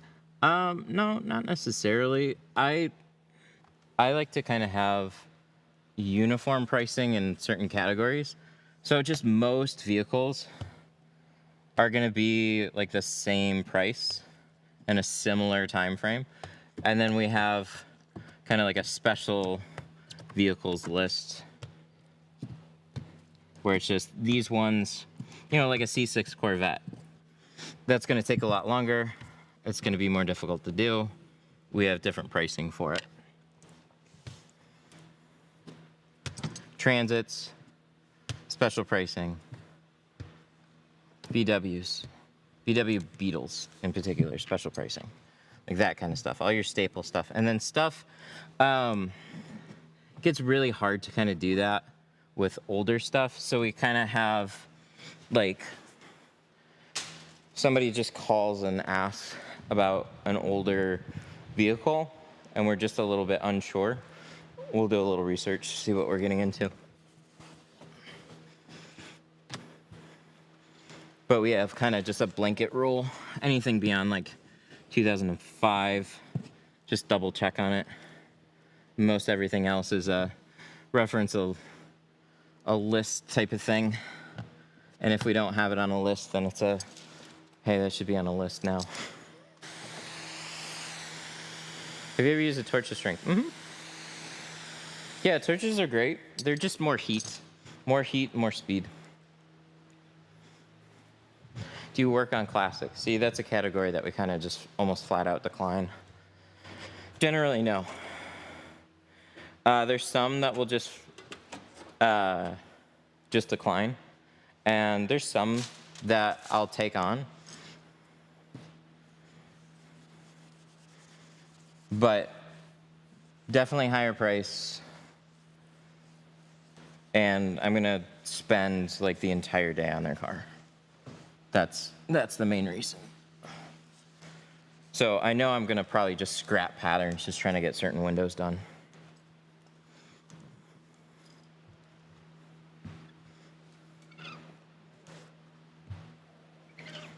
I think it's just a really practical way. I'd love to say, yeah, we'll take on anything and do anything. But what I've had happen is just you get some really unique vehicles that you're only going to see once. And the bulk of your work is going to be this. So to try and slot that really difficult car in as just another car doesn't make any sense. Because you're going to waste more film, you're going to waste more time. And when you have X amount of business coming in that's all one way, and this one unique vehicle coming in that's a different way, it's like, you always want to be able to do it, but sometimes it's just like, Just doesn't make sense. Why with classic cars are they harder? Yeah, much harder. They just styled their windows completely differently. They're older, so a lot more dirt has accumulated in the seals. You're not going to be able to buy new glass if there's a issue with it. In some cases, if it's flat, you can just get a window recut. But if it's something curved, good luck. You're kind of screwed. So there's just a lot of things to account for. We had a 80s Chrysler Conquest. And then the back, this was recent, back window got busted. We got lucky on finding a decent replacement, but no glass shops, no junkyards in the area had anything. So then you just like, you got to search the country and hope somebody has that back window just ready to go to ship to you. We found a community. Oh man, it's a nail biter situation. It's one thing to like have an expensive payment. It's a completely different thing to not even know if you can return the car in the same state that you got it.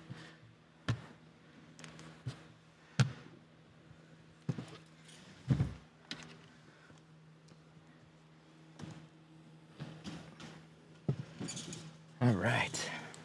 Let me swipe the other side. Should be pretty good on this one. Minus the quarters, we gotta do the quarters.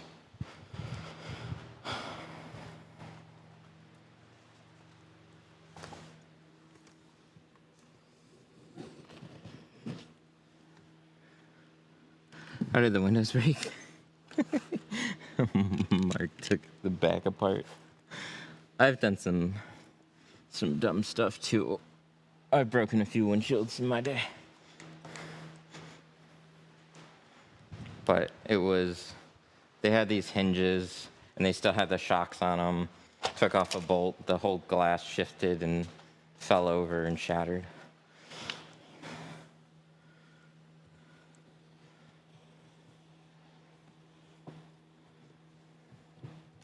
It was not a fun couple weeks.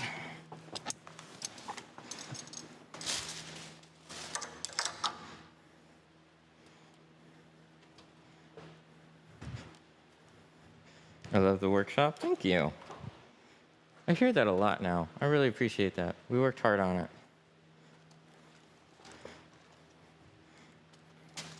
It's one thing to have a space. It's a completely different thing to finish it really nicely. So I'm very happy with it.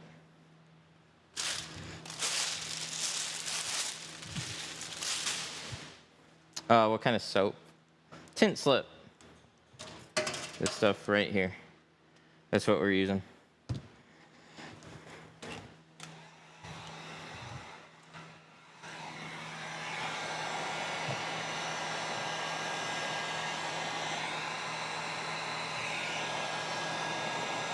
Where does the line between legal and illegal?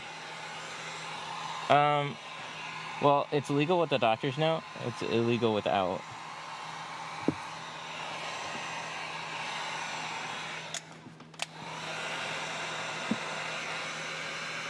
Where did you get that rope from? We actually make them. 313tint.com. We're changing the rope material. Some of it was just supply and demand, and this one's kind of interesting. So this is like, I don't know, just a bunch of a really interesting weave on this one. But yeah. Yeah, my wife actually does all the ropes.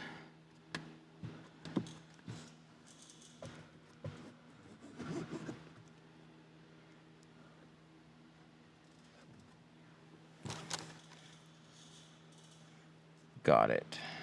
Oh, this looks nice. I like it. How many cars? Oh, it depends on the day. I tell you, not a lot lately. It's good and bad with that. It's good for working on other projects, so we're staying busy with fun stuff. Cybertruck or G-Wagon, and why besides appearance? Why besides appearance? I don't know. I'm mostly an appearance person for a vehicle. Cybertruck's cool. I think it's just,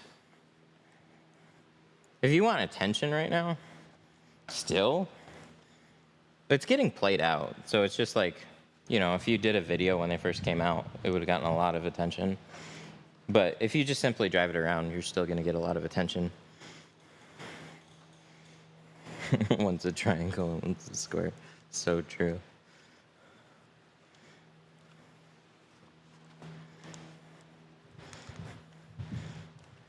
Nothing electric is cool. Oh, that's not true. There's a lot of cool things with electrics. I don't understand the extremes, though. It's like people are all gas or all electric. It's like they both have their points. If you want just better infrastructure right now, for cross-country travel, obviously a gas car is going to be a better choice. If you don't want to go to a gas station anymore, get an electric one. You can charge it in your garage. Your hose setup is mint. Thank you. I'm a fan. But one thing I'm not a fan of is both of these are the exact same color, and you would think that'd be a good thing. But they get confusing when they're all tangled on the floor.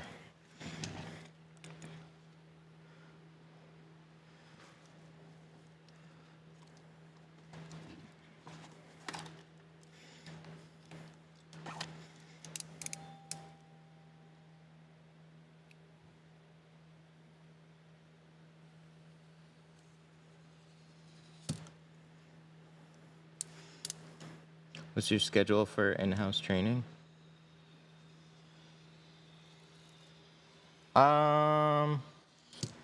We have class set for this month and next month. But as far as next year goes, I don't even know. I couldn't tell you. I don't know what we're doing. It's because my schedule is just never concrete. So I try and plan out like what we can realistically commit to, and then if we plan a class out next year, and then all of a sudden I have stuff that I want to do.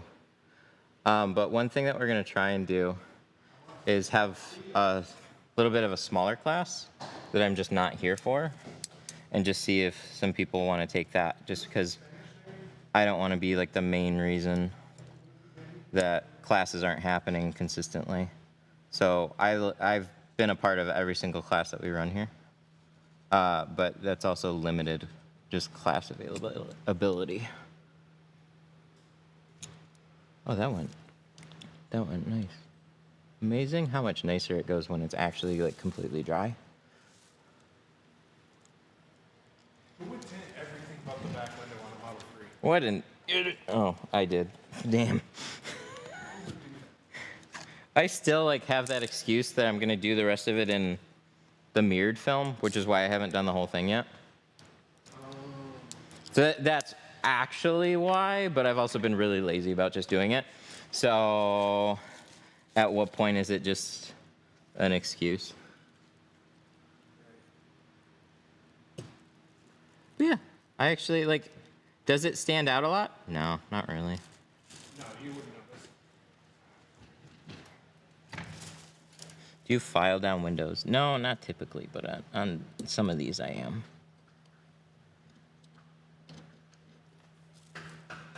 There we go. Some frameless will do it. I'm working on getting better, but it depends on the window. If it's laminated, it's generally a lot easier for me to do. And if it's not laminated, I seem to screw it up. So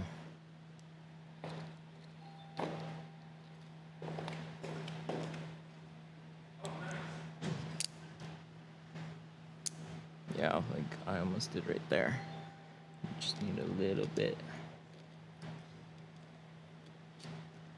That's fine. Yeah, this edge. This edge is what I need to do.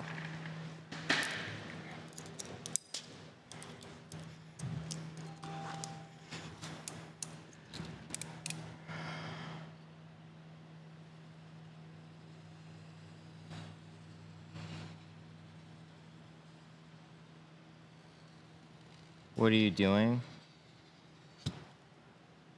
So the edge is overlapped just a little bit in some spots. So I'm just trimming that back.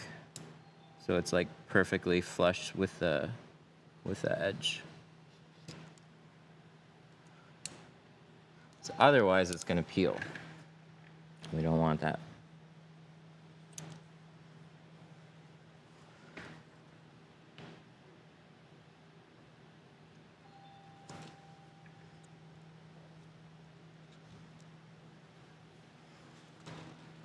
Class film's here. This one's my order, but the class film's here too. Oh, they got some? Yeah, and it's they sent C2 for the front 50 for front doors. Nice. Okay, that's awesome. I told him, like, he said they had a hurricane, and I was like, no worries, I'm sure we can figure it out. So it's cool that they actually sent some. Yeah, fucking hurricane hitting Baton Rouge. That's always fun.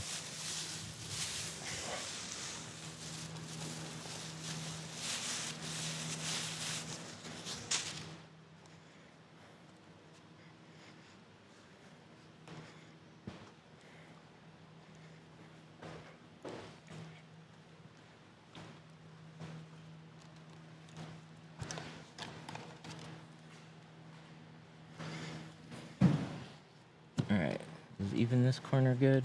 Yes. Yes, it is. Perfect. Okay, so now I can open this. Look how far that goes down. That's crazy.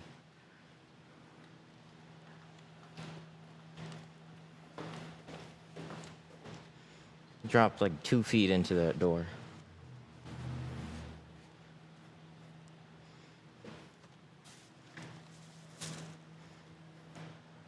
This corner, all that. I feel like, let me try just along this top too. Got a new blade. I'll do these back quarters.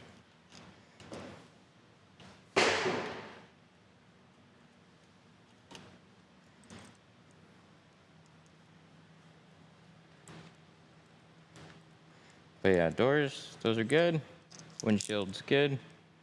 Front quarters will be left. Yeah. Not too shabby.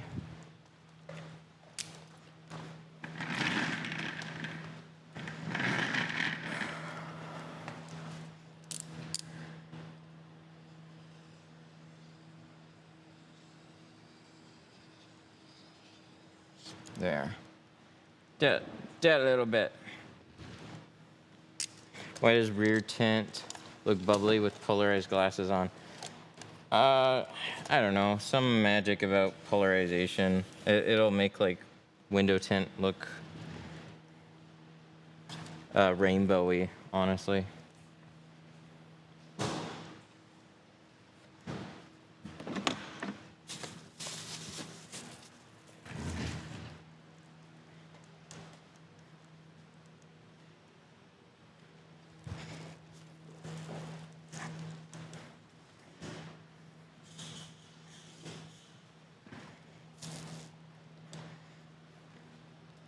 It's in the glass most of the time. Just becomes more obvious when it's tinted. Okay. That makes sense.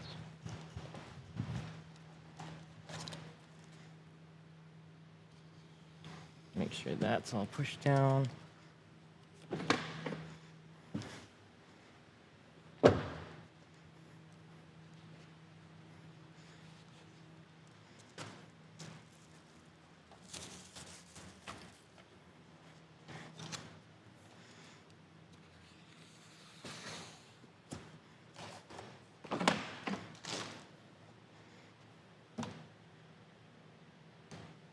Good. Good, good. All right, cool. Rear quarters. Can I just plotter cut these? Is that gonna take too long? Oh, somebody wanted me to check on software too. What do we got in here? Oh, this is my 2%. Somebody got this the other day? Somebody got 2% on front doors and over factory tint. So dark. Oh, yeah, box over here. Cool.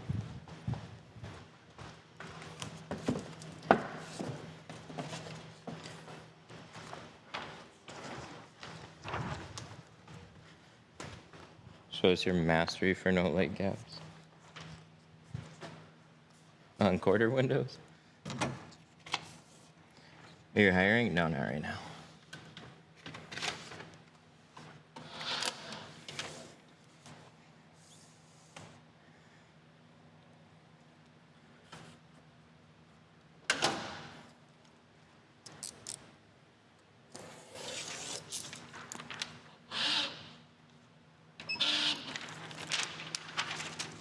All right. Let's see. Core just had an update recently. So markets, let's see here. Let's uncheck United States. All market. Oh, it just says United States? The other day it showed more than United States. I don't know why. Like it showed international ones. Maybe I just have to get rid of some vehicles? I don't know. Here, let me do... Yeah, it's only got United States for me right now. 2024. Oh, you can check multiples. That's interesting. Oh, maybe that's why. What? I gotta learn this. Oh, there we go. Okay. So these are all the different countries. Australia, Canada, Europe, Latin America, Middle East, Russia, South Africa, and UK. A little surprised Asia isn't one of them. So we're gonna go with a... What is going on? Vehicles. Let me just pull the old one.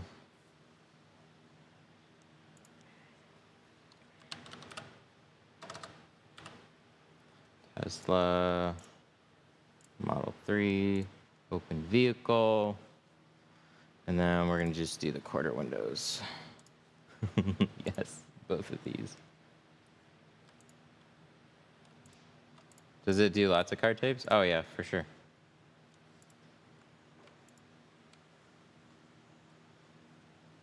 Duplicate? Yeah, duplicate, duplicate.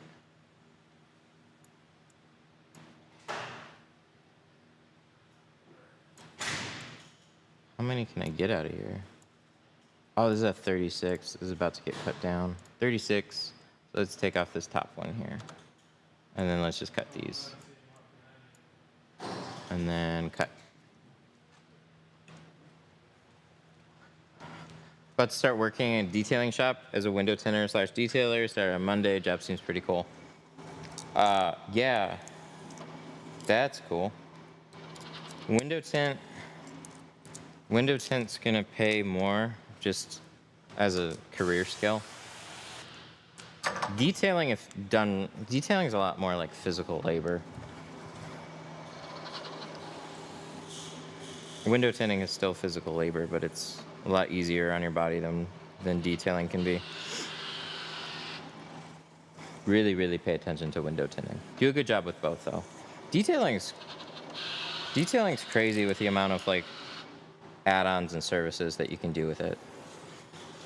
You can do full paint corrections, ceramic coatings, and honestly get into like PPF along with that and stuff like that. But window tint's nice because it's faster turnover. More frustrating skill though.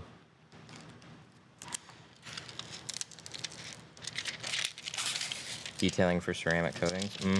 Oh yeah. What software was that? It's Core. So it's got all the vehicles, and you just cut them out and throw them in. Not quite that simple, but this will pre-cut everything. It doesn't mean that this is going to be an exact fit. It should though, but it doesn't always mean that. So sometimes you'll just run into issues.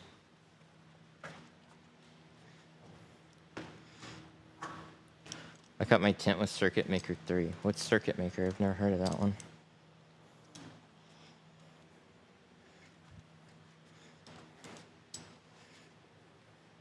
All right, let's scooch in here.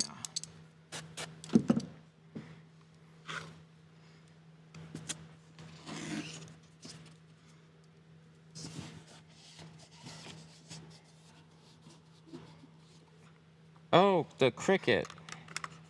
Oh, we got one of those. We were doing stickers for a minute.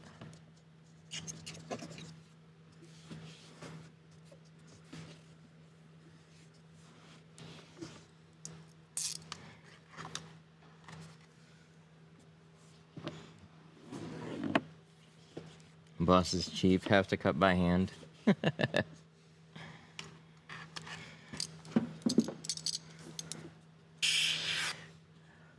Look, I've got two of them. There are plenty of times I'll hand cut over using a plotter.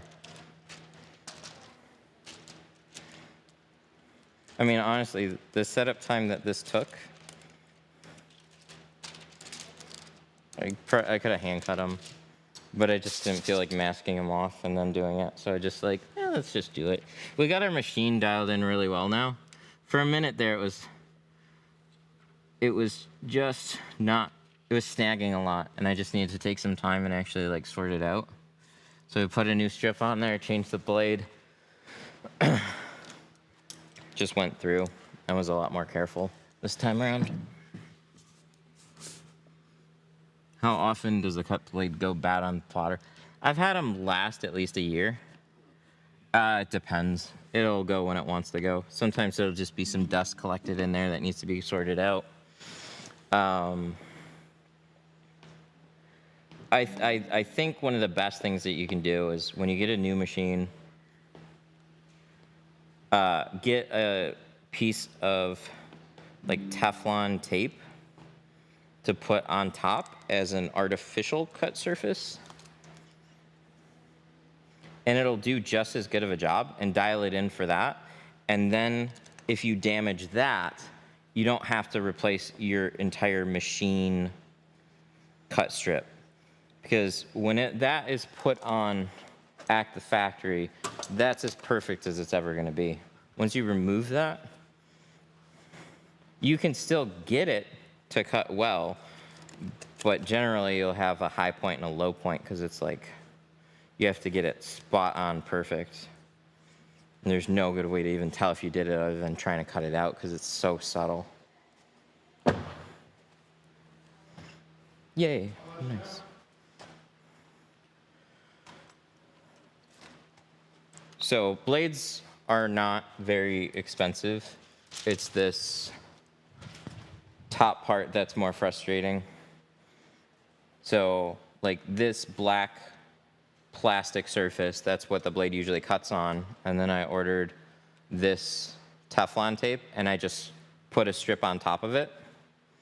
And so if it ever cuts through the tint from an error, too much pressure or whatever, you can go back and just pull that tape off, apply a new piece of tape, way simpler, way cheaper.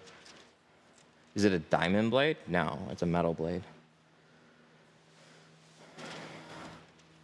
What do you think about Cybertruck windshields cracking? I don't know. The whole category's got me a little spooked. It's reminiscent of Model 3s. When the Model 3s were first released, the back windows were cracking as well. Tesla just tries to do weird stuff. They make giant pieces of glass. And so like, you know, vehicles flex. There's a whole lot of small issues that could cause it to pop. And when you take a giant piece of glass like that and put it on the front of the car, you're just asking for, dude, the fucking rock chips alone. You're just asking for big problems. So, I think there's some fortunate tinters that are running into, they're not doing anything wrong. They're just putting pressure on the glass, and even if you're careful, it could cause it to pop. It's kind of early to tell. But there's been some reputable type posters that have run into the windshields cracking, and it's like, okay, yeah, I could pretty much guarantee you they didn't do anything out of the ordinary, and they had an issue, and that's really alarming. That's not like something you can just account for. So probably have a disclaimer on those if you go into it. We're going to take the utmost care. And then maybe, I don't know, Tesla was fixing the Model 3s. I don't know if they're fixing the Cybertrucks. So if you break one while tinting it, like there were so many that were breaking with a Tesla, but people were just driving them and they were breaking. So that's why Tesla was fixing them. With Cybertrucks, it's still a little early.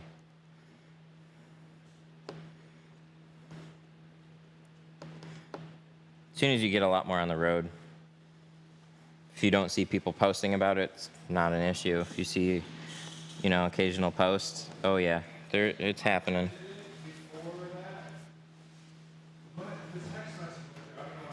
Least favorite car to tint? I don't know. Old stuff?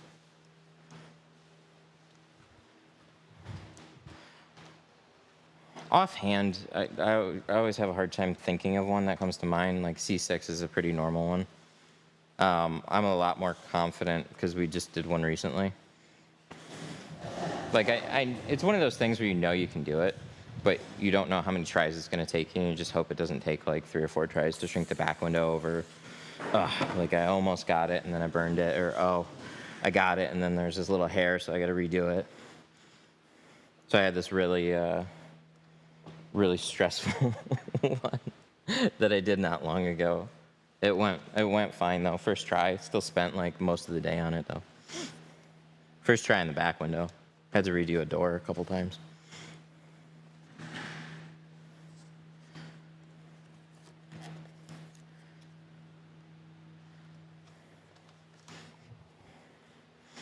I build electric scooters, and I'll never own an electric car. It has to be hybrid. I don't blame you.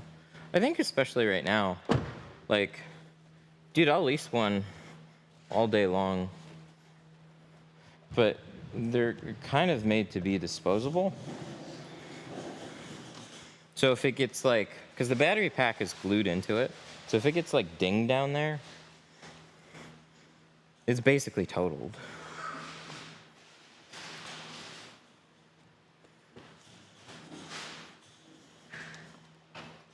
They're just building them all as one thing. Makes it a little scary to own.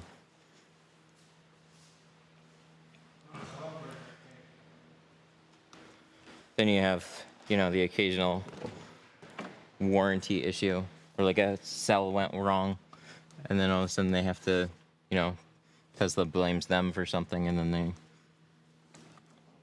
gotta replace the whole vehicle.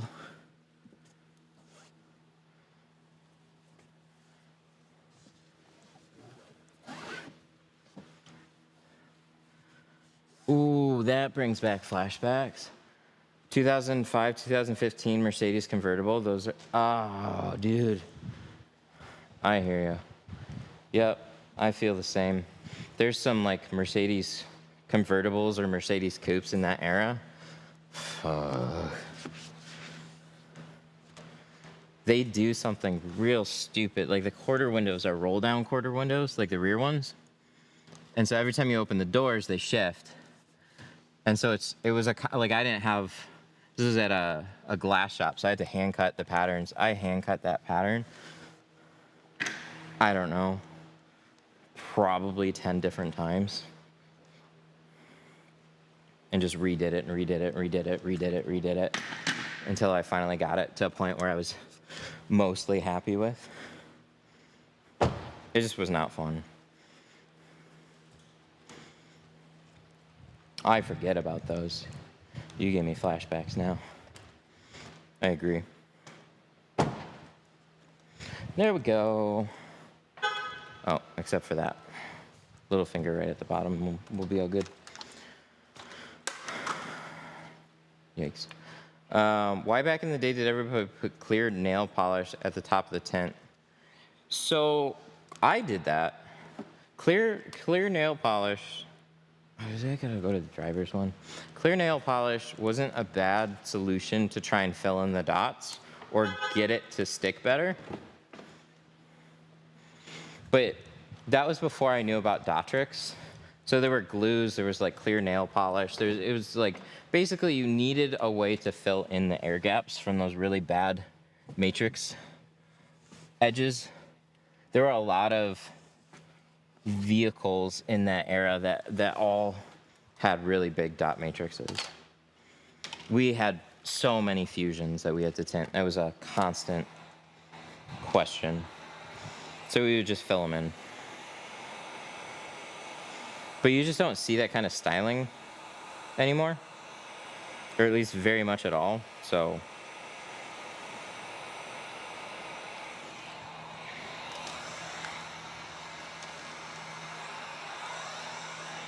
Whoa.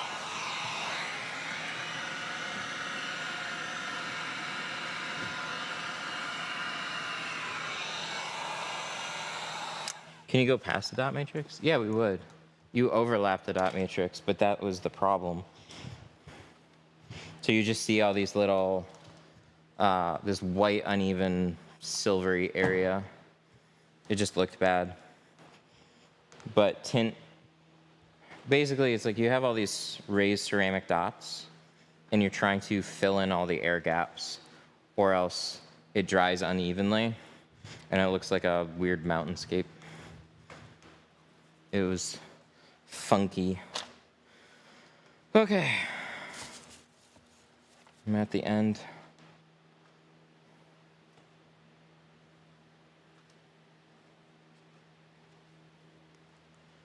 Alrighty. I gotta hop off here for now. This one's all set. We gotta cash them out. But that is 50 on the shield, 35 on the front, and 35 on the rear. Cool. All right, guys. I'm gonna work on some stuffs. Bye.